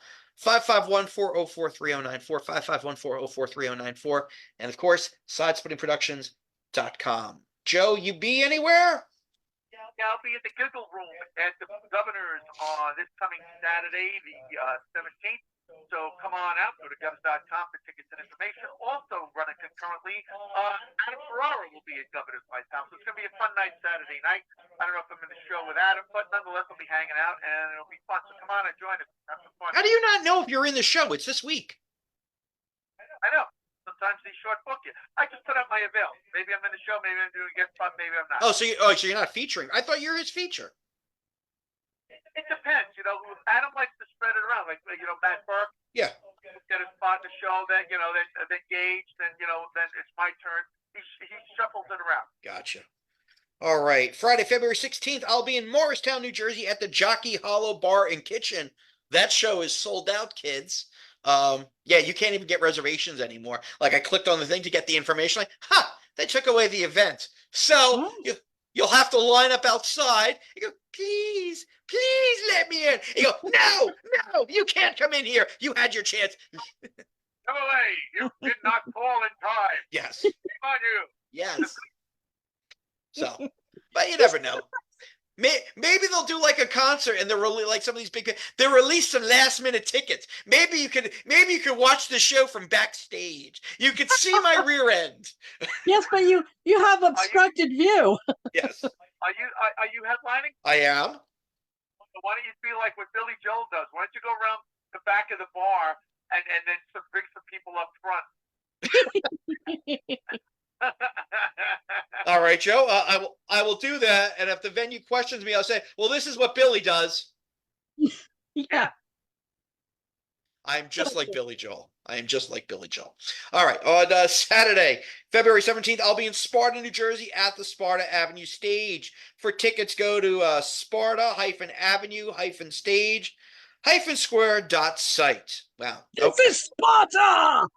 Yes. So that'll be in a nice theater setting. So yeah, check that out. And lots of stuff to. Let's see if Davin comes in on a chariot. Look at him! He goes, that would be cool. Yeah, it would be. Yeah, he was warming up to the idea. I could tell. I like your approach. I thought I was going to have to dress as a horse and see if I could sneak in. All right. On the break, we got new music from Macy with Work It and Alice Francis with Mr. Jones. You can learn more about both those artists at khb-music.de. When we come back, the 2024 Love Fails Countdown. All right, guys, this is 5-minute break here. Okay. All right.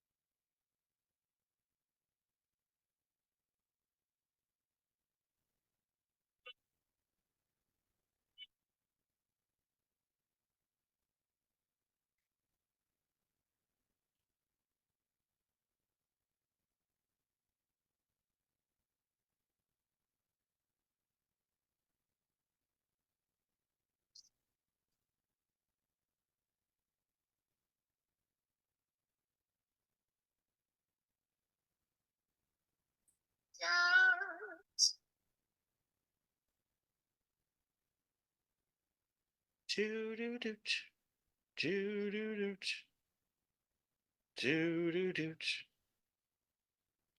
What the? What? I hear you humming Yeah, to that song. catchy little tune. All right, this one's 10 minutes. See how we do Alrighty. this. First time we've ever done this with a clock. So, Yeah. Yeah. Yeah. All right, here we go, dude. Here we go, kid. Yeah, exactly. Here we go. There we go. yes, we've established we're going. I'm glad. Okay. I was gonna ask you how we're gonna do this. I guess it's a game time decision. All right. I mean, I don't know how to plan it out. We're gonna figure it out. I know. I mean, reading a 5-minute story is not optimal. I mean, if we could condense, that would be good, but we'll figure it out. Well, we'll see. All right. Well, All right. it is what it is, you know. All right. 10 minutes on the clock. Here we go.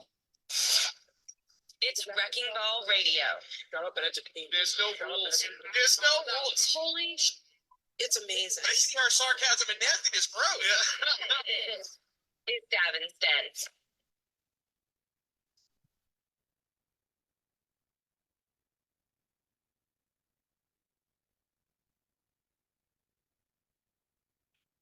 Good evening, everybody. You are listening to Davin's Den. Yes, Davin's Den, the show that is better than having a romance scammer who wants to see other people. I mean, really. There's no loyalty in a scam about romance. Where can you find loyalty?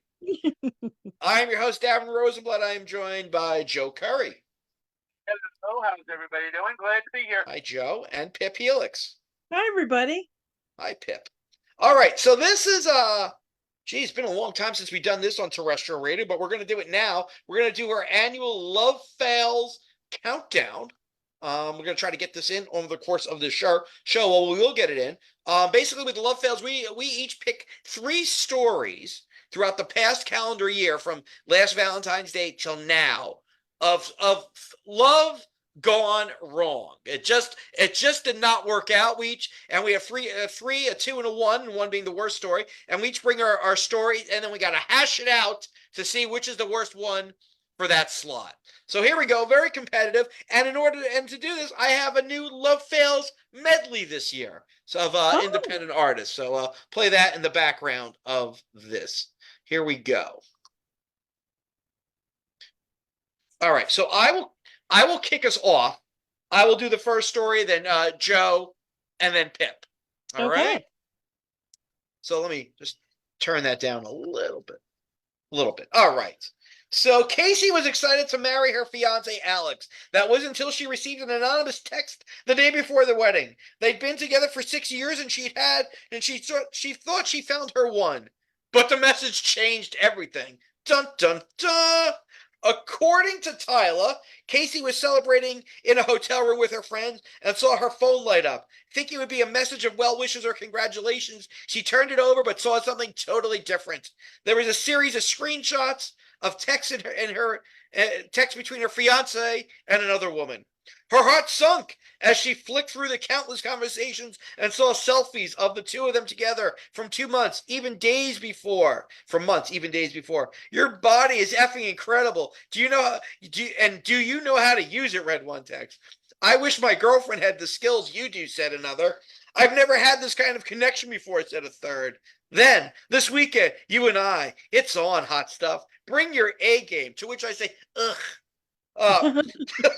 Some of the messages were also arranging weekend getaways and trips together. At first, she felt completely broken. Her world was slipping away in front of her eyes. But her wedding was mere hours away, and she had to make a decision. She decided to sleep on it and decided on a course of action in the morning. In the morning, Casey said, I woke up the girls and told them my decision. I was going to go ahead with the wedding as expected and out him in front of our friends and family. There will be no wedding today, Casey announced while standing in front of the altar. It seems Alex is not who I thought he is. Her fiance and her family and her friend were all speechless. She then went on to read out the damning text. With each word, more color left Alex's face, Casey recalled. I let my weeping eyes rise and meet his, and he had not one thing to say. He stalked out of the church with his best man trailing behind him and his family looking on horrified. I love all of you, and as horrible as this is, I'm glad you're all here. There will be a wedding reception today, but instead there will be a celebration of honesty, finding true love, and following your heart even when it hurts. According to a friend's Facebook post about the day, everyone except 2 of Alex's friends and brothers joined Casey for the reception, and they all had a blast. All right, here's why it's a love fail. You're cheating on your fiance.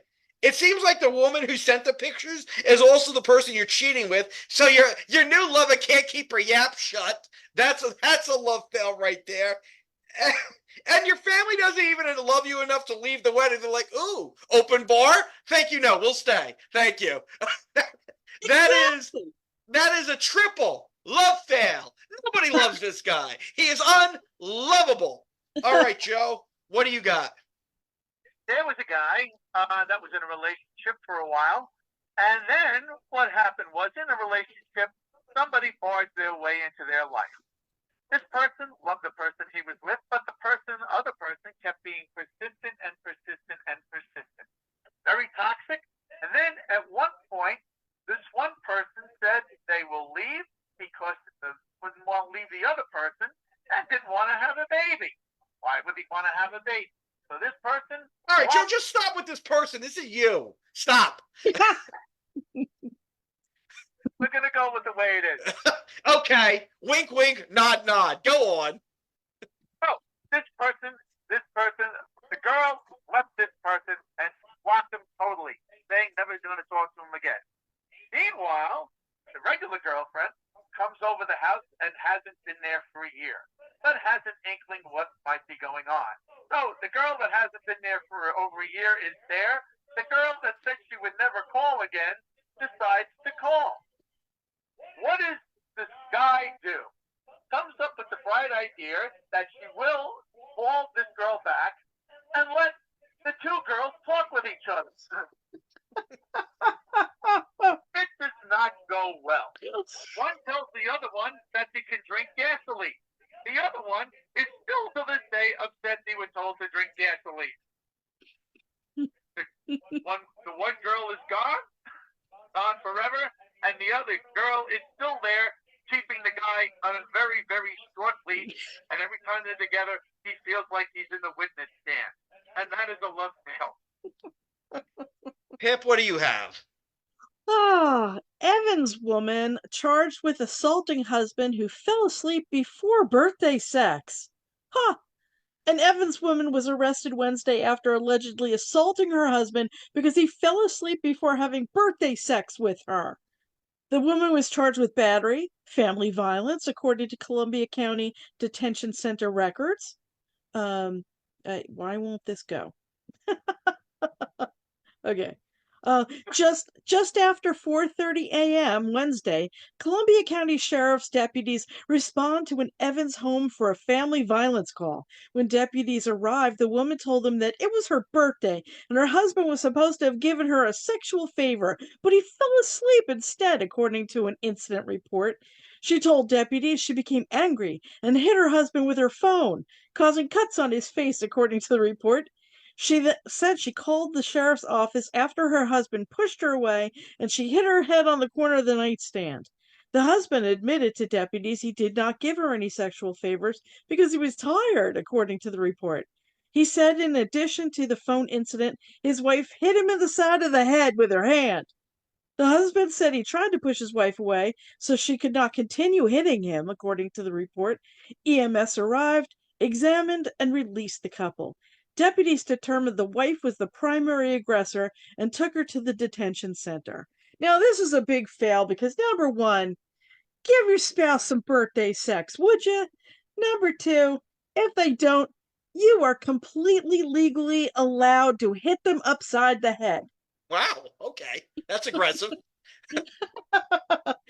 So that's my first number 3 love fail. All right. Well, first we must disqualify Joe on a couple points. One, there's a lot of mental illness involved in that story. So how could you tell from just the story? I don't know. I have a sixth sense about this. Okay. And two, it's not a love fail because it's been love rekindled. So while one is no longer in his life, he is rekindled with his one true love. I'll take the loss because I had to throw that story in there. Okay. I had to live it. I got to put it in the show. Okay. Fair enough. I think that it was rekindled because maybe he likes being on a short leash. You know what I'm saying? You know what I'm saying? Kinky. And I got to go against Pip here. It's more like failure to launch. It's not really a love fail. I mean, it is, but mine is much more epic. I think mine is more epic. How bad, like at the altar, all your dirty deeds get revealed, and nobody stands with you. I mean, that's a pretty epic fail. Even the girl who you has this amazing body, who knows how to use it, she goes, not for nothing. This is gonna blow up in your face. You know what? Normally I would fight to the death with this, but the fact that his family stayed and partied while he left in shame just really does it for me. All right, I'm on the board. All right, we come back. More of this. Good job, kids. Okay, look at that. All right. This one will be 9 minutes. Okay. And we will have I will have Joe. Let's see, who should go first? So Joe should end this. So Pip will go first. I'll go second. Joe will go third. 9 minutes. 9 minutes. Yes, sir. Yes, sir. You could have named some people. You could have given them names, Joe. This person, this person. It was very hard to follow if we didn't live it. Well, there could have been the cat and Yes. the dog on the short leash. Yeah, exactly. And they did fight like cats and dogs. Good point. I do like that you included that, Joe. Oh, that was good. I like that. It was inside, but it was great. It was. I had to take the loss, but I had to do it. Don't worry. I'm sure there'll be an angry phone call later. About all of us. Yes. Whatever. But I stand by my mental illness comment, by the way. On both ends. Every which way possible. Three-way split. It's a mental illness three-way. The kinkiest type of mental illness you can have. All right. This is 9 minutes. So who did I say goes first? I said Pip, then me, then Joe. 9 minutes. Here we go. God bless. Yeah, here we go. It's Wrecking Ball Radio. This is Davin's Den.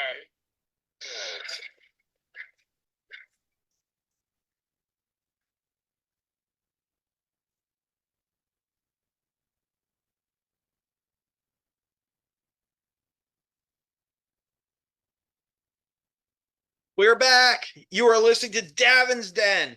We are doing our 2024 Valentine's Day Love Fails countdown. I'm on the board with the third biggest love fail, although Joe brought a little bit of himself to the show, which was nice. It was like, it was the most discreet Joe's been about that in months, but still, nonetheless. All right, let's continue. The way it wasn't a love fail, yeah, because it was certainly a love fail. All right, let's continue. Pip, start us off. Story for number 2, biggest love fail of the year.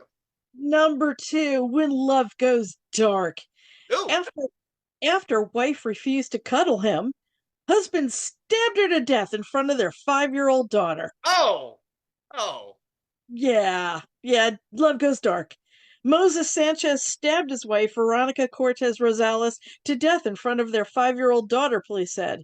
A Nevada husband stabbed his wife to death in front of the 5-year-old daughter, because the victim had refused to cuddle with them, authorities said.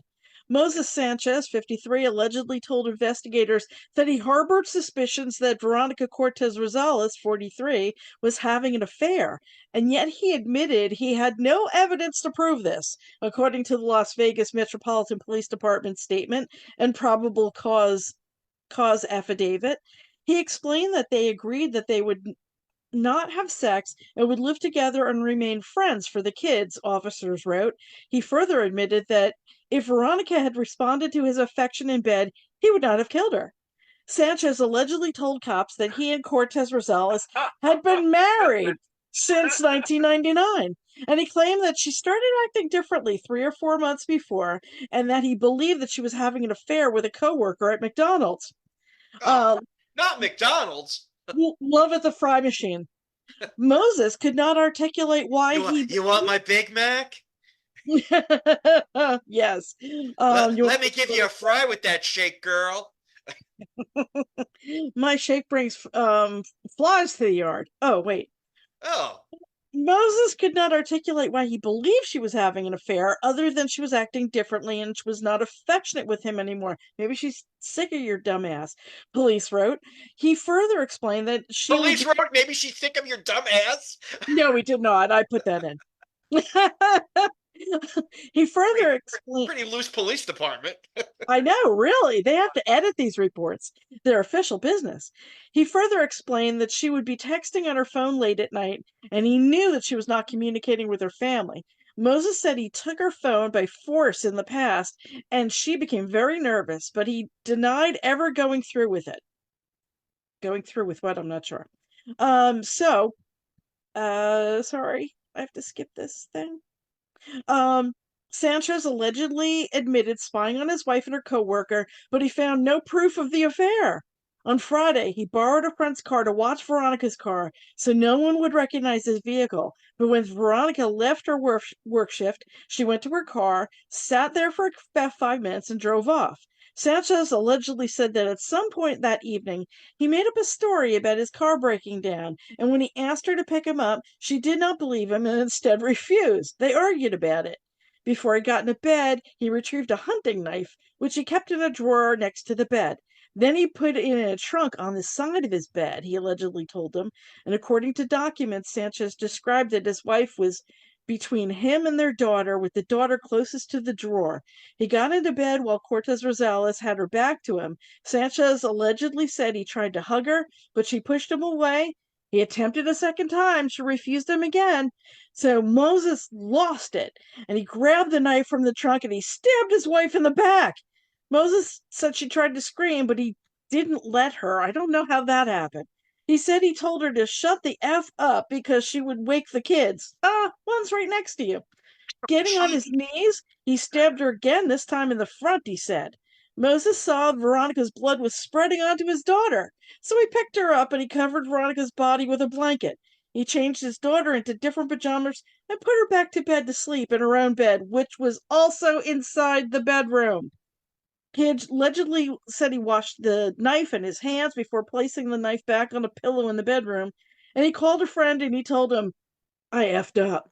Documents said when the friend arrived, Sanchez allegedly told the man what he'd done. The friend went to the bedroom, saw the body, took the child to another room. Good thinking. Moses further admitted that approximately 1 week ago, he shot his son's 9mm Glock through a pillow in the bedroom. He watched The Good, the Bad, and the Ugly, in which a gun was fired into a pillow, which acted as a silencer. And Moses said he just wanted to try it. He denied that it was any type of premeditation or threat towards Veronica.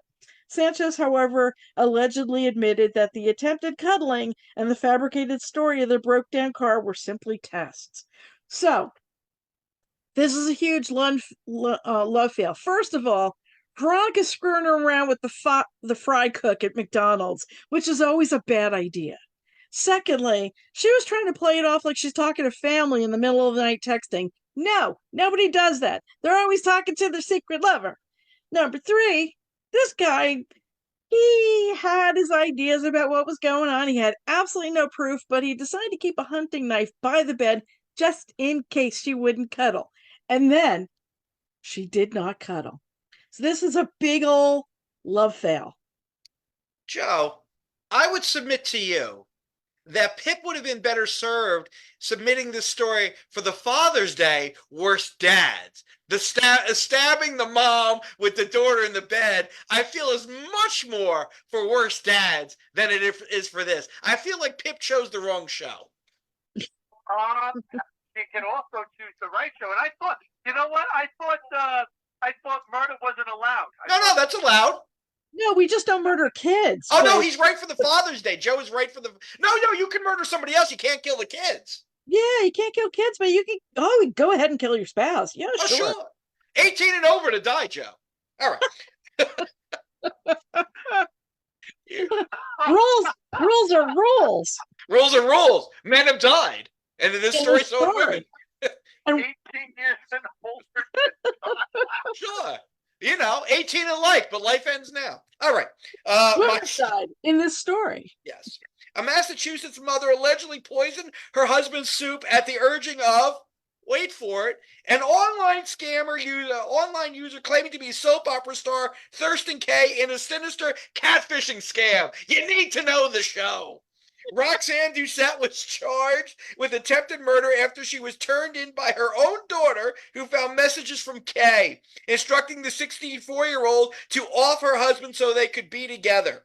Her daughter, Nicole Heath, was going through her mom and the scammer's messages, and the person convinced her to send $8,000. But the mother claimed her innocence when questioned by a reporter. What they say is wrong because I'm a wonderful cook.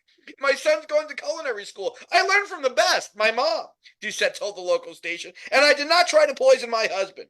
Her 73-year-old husband, Paul Doucette, spent days in the hospital after eating the tainted soup. As Roxanne and the couple's daughter sat by his hospital bed, the latter was going through her mother's phone to take screenshots of her message with the bold and beautiful actor for a police investigation into the financial scam. What was found far more disturbing, you have to get rid of your husband, honey. I need you so much. The person claiming to be Kay wrote to Roxanne in a December 1st message, according to police documents obtained by WCVB. Roxanne replied that she needed to do some thinking, and later at 2:43 p.m. she texted back, making an amazing soup, special potion. He'll be hungry when he gets back, just enough for him. Then at 4:26 p.m. she messaged, hubby got back not feeling well. Maybe I can collect life insurance, according to the documents. Honey, when will that be? Kay replied, to which Roxanne said she didn't know. Less than an hour later the same day at 5:11 p.m., Roxanne dialed 911 to report that her husband was unresponsive.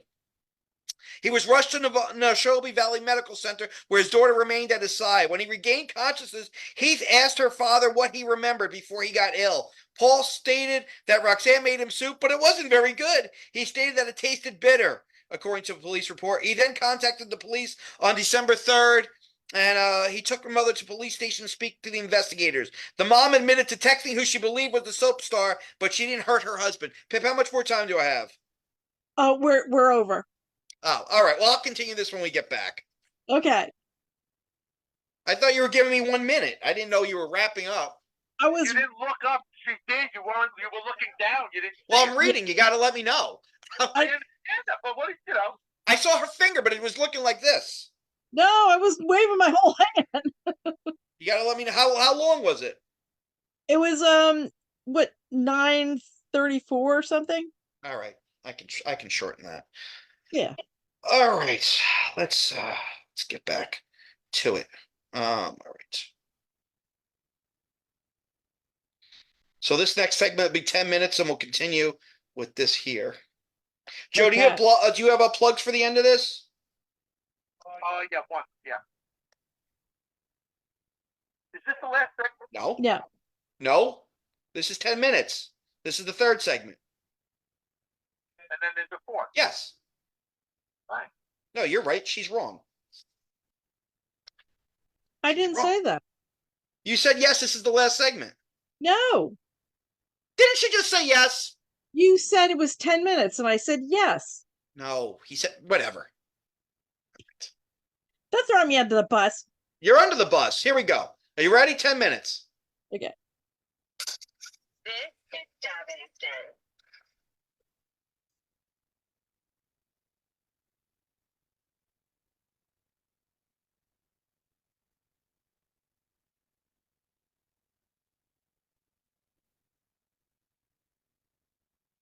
All right, let's continue with this countdown. I will continue with my catfish victim love fail story.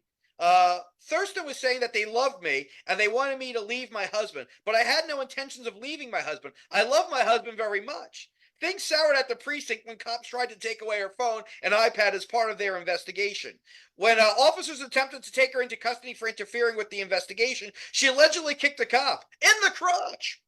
She was charged with intimidation of a witness, resisting arrest, assault and battery on a police officer, in addition to attempted murder. She was later slapped with an additional charge of violating protective order when she sent a letter to her husband. All right, so here we go. Not only a catfish, but a catfish pretending to be a soap star. She poisoned her husband because of a scammer. This show's all about scammers. So again, points for that.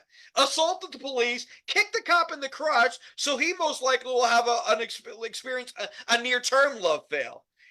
She couldn't even make her own soup taste good, and your own daughter turns on you, and this is perfect for the show. This could be number one, but I put it in number two. Joe, what say you? Give me your story, please. Okay. Mr. Yao, a middle-aged man from Dengcheng, China's Henan province, had been trying to raise money to start a family by growing watermelon in Myanmar. From an entrepreneur, is he? He had been gone for years, but he still kept in touch with his best friend, Zhao Li, to whom he confessed last year that his business was going well, but he wanted to meet a good woman. Li told him that his wife had a girlfriend who was also single and that you could introduce them. Because Zhao was still abroad tending to his fruit business, online dating was the only viable option. The two hit it off and agreed to continue their long-distance relationship until Zhao returned to China. Now, 3 months into the relationship, the online relationship, Mr. Zhao's online girlfriend told her that her brother had been in a terrible accident on a construction site and she desperately needed 5,000 yuan, which is about $730 for medical expenses.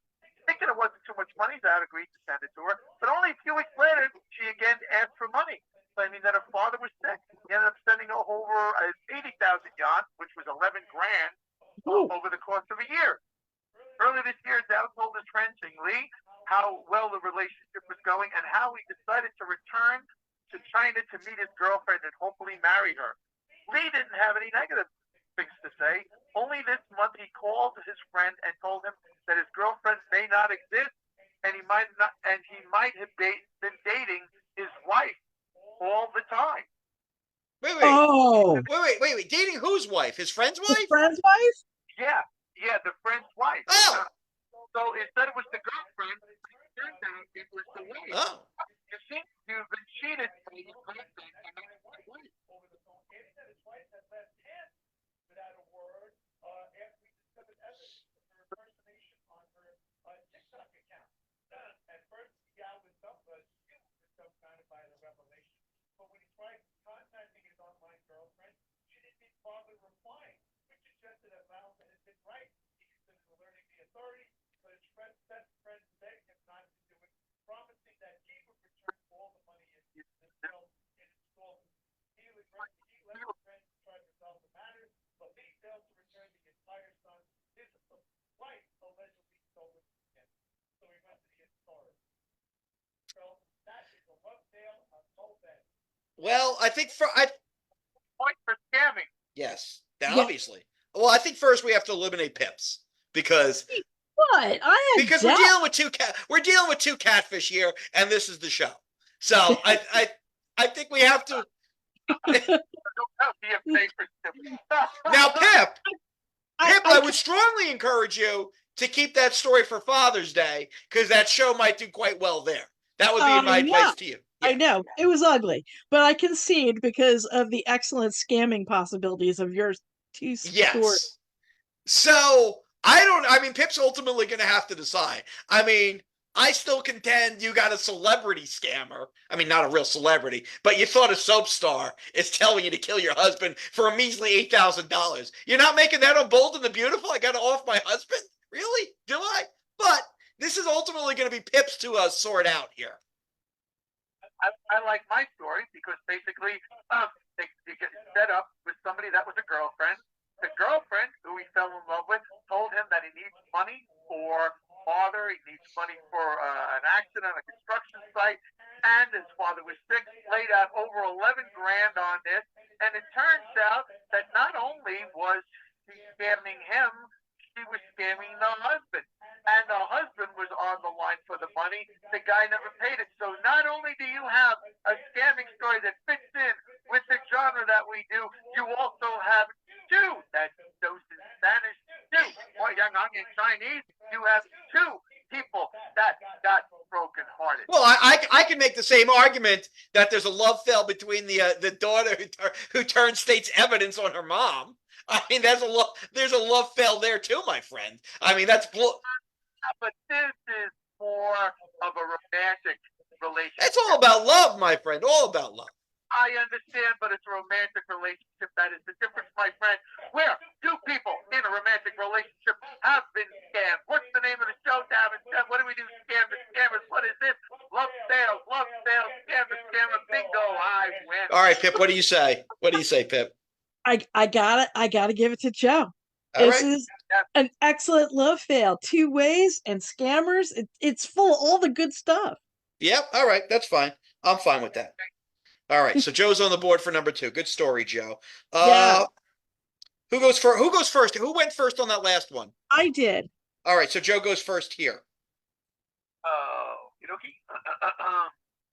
This is for the biggest love fail of the year. How much time do we have in this segment, Pip? We have another 3 minutes. All right, Joe, start us. Here we go. Rhonda Bersante shut down her estranged husband's air conditioning business, but not before exposing him. A Florida woman had become an online hero after exposing her husband's alleged affair on their business Facebook page. After Rhonda Bersante found out her estranged husband Eric was cheating on her, she immediately sprung into action. She shut down their shared business account, Oldsmore Air Conditioning, by canceling their liability insurance, forcing its closure, but she made sure to give the whole story to the couple's longtime customers. She said, Oldsmore AC is no longer in business. Thank you for your support over the 10 years. She wrote on Facebook on Monday, August 28th. Unfortunately, Eric has decided being involved romantically with another woman is more important, desirable, and valuable than the life of his children, his wife, and ultimately his customers. She continued, due to his horrific actions, we've been forced to close the company, cancel all insurance, general liability, and workman's comp, and no longer can legally work in Pinellas County. Please be aware you may also be subjected to criminal prosecution and end up with a $10,000 fine if you continue to authorize Eric Bersante to perform any of your air conditioning services. Again, thank you for your support, and I deeply apologize for all the inconvenience she concluded. Eric, your disgusting allegations were overwhelmingly positive, with many customers applauding Ron Depositary. There you go. Wow. All right. All right. I gotta say, I like Joe's second story better than his first story. Pip, what do we got here? Uh, Fort Ripley man pleads guilty Well, I to mean, how much time do we have? Because I don't want to like cut it in the middle. Oh, I I can mean, go. we'll have to. How much time? We have a minute and 15. All right, go. All right. Fort Ripley man pleads guilty to criminal vehicular homicide amidst a fatally hitting wife with SUV. Oops. I can see Um, that. what could you say?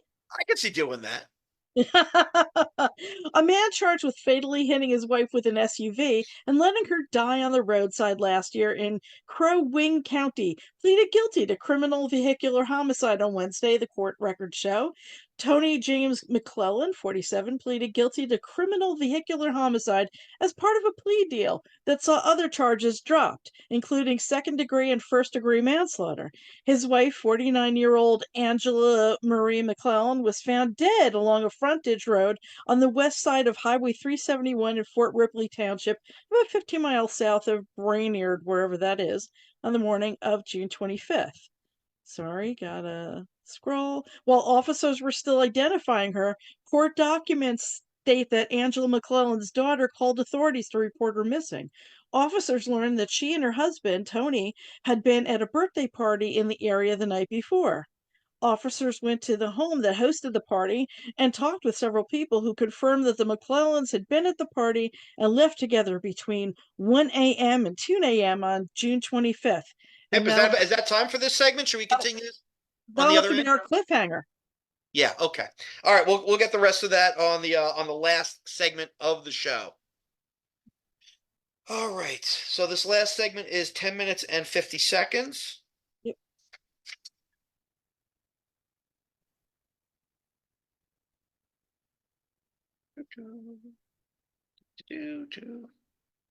It's hard doing it under the gun. Yep. Come on. Don't be a cock. Don't mind me.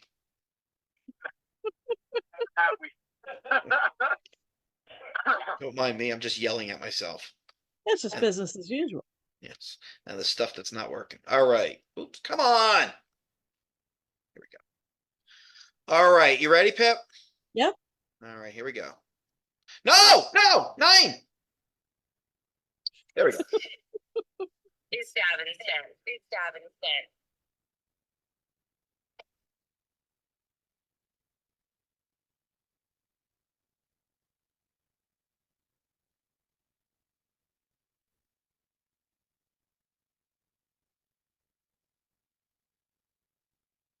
Yeah, last segment of the night.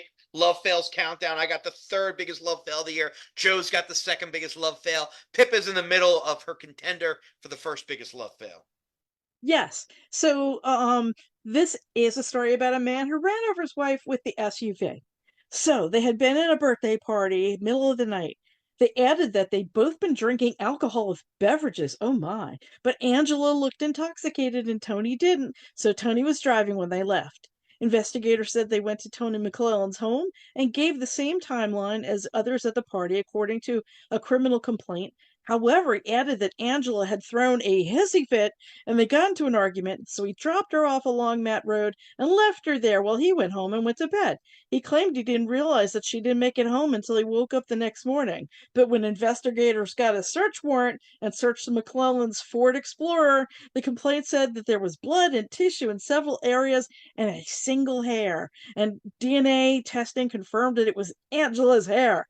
Additionally, location data showed McClellan traveled south on Legend Lane early that morning, stopped around 100 yards south of Killian Road, then backed up towards where his wife's body was found and stopped, according to the charging documents. Then the vehicle took off from the scene, reaching speeds of over 100 miles an hour before he got home, like a bat out of hell. And when the officers went back to Tony McClellan's home, he explained that his wife had gotten mad at him for looking at another woman and was grabbing the steering wheel. However, he claimed that he was pretty drunk. I don't remember much after that. And then now he has a sentencing date. Now, this is a big love fail because, first of all, the green eye of jealousy was going on at that party. He was looking where he shouldn't have been looking. And he dropped her off on the side of the road, ran her over, backed up, ran her over again. That's a love fail for you. I gotta say again, I feel like you chose wrong. I feel like your second story was a bigger love fail than this one. Really? Yes. Killing the wife with the kid in the bed is certainly special. You just Yeah, happen that to go up against two scamming stories. that All one right. does have a chef's kiss. Yeah, it does. Anybody can run over a wife. I said when you started, I go, I could see that. All right. God. So sometimes you just have to go for barbaric, in these things. But a little twist on the target of the barbarism is nice too. Now this is not a fun love fail. This is not a fun story. I gave you fun love fails. This is not that. Yeah. All right. A Pennsylvania woman was arrested after she severely burned her disabled boyfriend's 10-month-old English bulldog with a blowtorch, according to police. Now, right there, I know I'm on the right track because Pip has moved back and her mouth is open, waiting for something to land in it. So I know I'm a good place. Oh, God. Jamie Wade, who had suffered a brain injury and received his beloved Spunky as a therapy dog, came home Monday to find the poor pooch in distress and covered in burns. Wade's friends rushed the dog to a veterinarian where she was placed in an oxygen tank.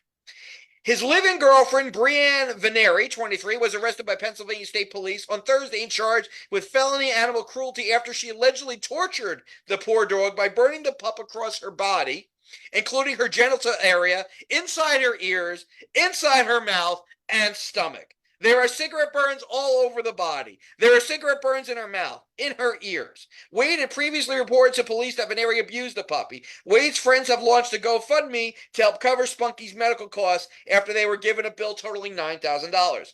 The puppy is receiving treatment at the Cheat Lake Animal Hospital in West Virginia. She's on an oxygen and IV pain meds and a catheter because she has blood in the urine, according to a post on the fundraiser. She could possibly even have to have surgery to repair her private area. So here we go here, kids. You're trying to emotionally hurt your handicapped boyfriend, brain damaged handicapped boyfriend. You torture not just his pet, his therapy pet. Not even the run-of-the-mill dog, but his therapy dog. The extent of the abuse to the puppy shows that not only have they failed to love, but they failed in general decency. To abuse an animal like this is not some act of rage. This is premeditated love fail. This is by far the biggest love fail out of the 9 stories we have covered this year.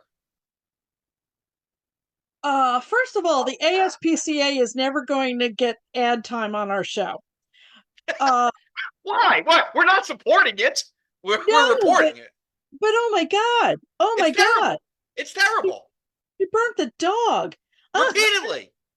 I don't know if this is a love fail. I think this is a human fail. Well, yes, but that's what these love fails are. There's a fail in humanity. Think about it. You have a brain damaged significant other. It's bad enough if you tortured them, but you go, nay. How could I do even worse? Let me get their beloved therapy dog, wait for it, by the name of Spunky. You can't do that to Spunky. You can't do that to Spunky, kids. That is by far the deal with both of your stories. Okay. Both of your stories are brutality. Yes. Brutal thing.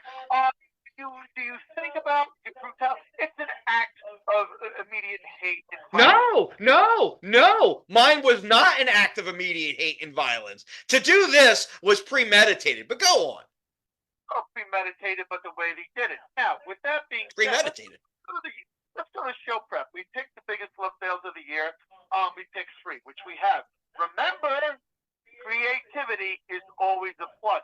Was that creative? Yes. No, not in a violent way, but I think putting an online thing on the wife with the husband's company saying how he cheated on him, and if you do business with him, you will be sued and it's shut down. I think that is creative, which is the biggest point my story wins because out of this, brutality is brutality, hatred is No. creativity. This was creative brutality. This was I'm so mad at my boyfriend. See, brutality, I'm so mad at my boyfriend, I'm gonna go after my boyfriend. The creative thing is like, nay, I'm gonna make you suffer so much that I'm going to take it out on your therapy dog. That is the create. I have creative and brutality. All right, I think we can eliminate Pip here. Hold on. We have to start whittling down. Pip, I'm sorry, but I think running over the dame, I think that has to go, Pip. But wait, it's all about love and hand in hand with jealousy. She couldn't stand him looking at the other women, so he ran her over because she was throwing a hissy fit, quote unquote.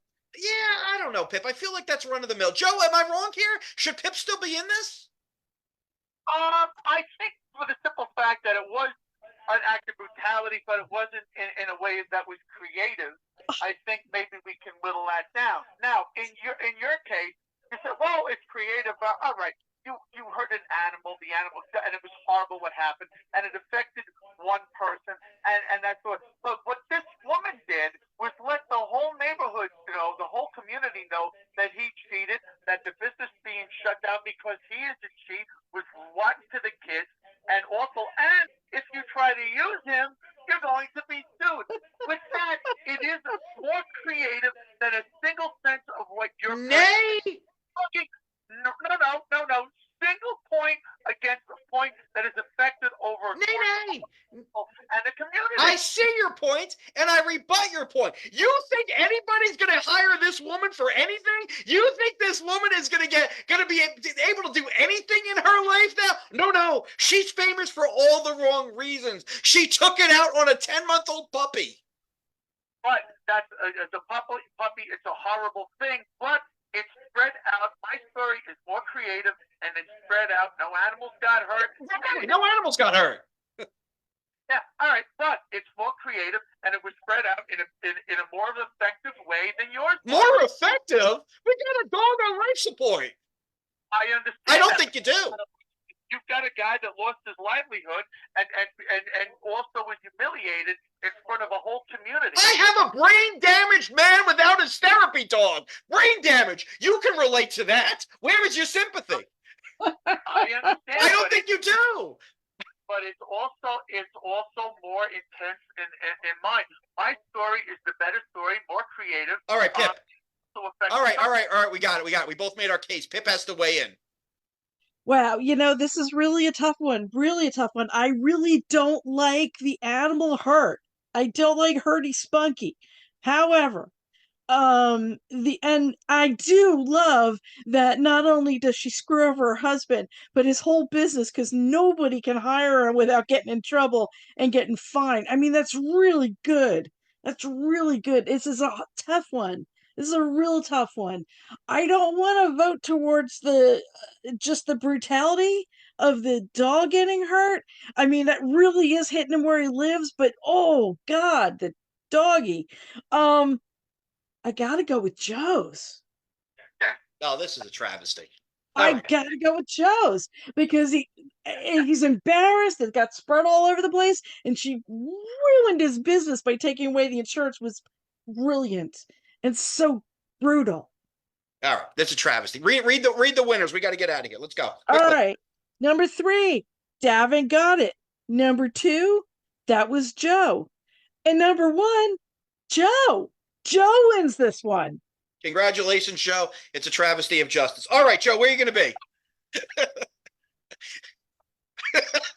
You know what? I think Taylor Swift made this happen. All right. Where are you going to be? Quickly. I'm going to be with Fragile Sky, my band. We're going to be playing at Stereo Garden on February 23rd, Friday, February 23rd. go to loadedinfo@clubloaded.com. It's going to be a great night. Thursday, February 22nd, Side Spinning Productions presents a live comedy at the River Grill in Newburgh, New York, starring Mike Burton. For tickets, 845-561-9444. Friday, February 23rd, Side Spinning Productions presents a live comedy in Moonachie, New Jersey at Bistro 107. I'll be headlining that show. For tickets, call 201-440-3339. Friday, September 23rd, Side Spinning Productions presents live comedy in Wanacue, New Jersey at Il Palazzo, starring Eric Tartaglione. For tickets, call 973-839-9696. Friday, February 24th, I'll be in Mechanicville, New York at the Fairways and Half Moon. For tickets, call 518-664-1578, extension 2. Thank you for hanging out with us. If you like us, tell a friend. If you hate us, Tell no one. either way, please keep on listening. All right, kids, good show. Thank you. Go. Good All right. show, guys. Take care. All right, have a good week. See ya.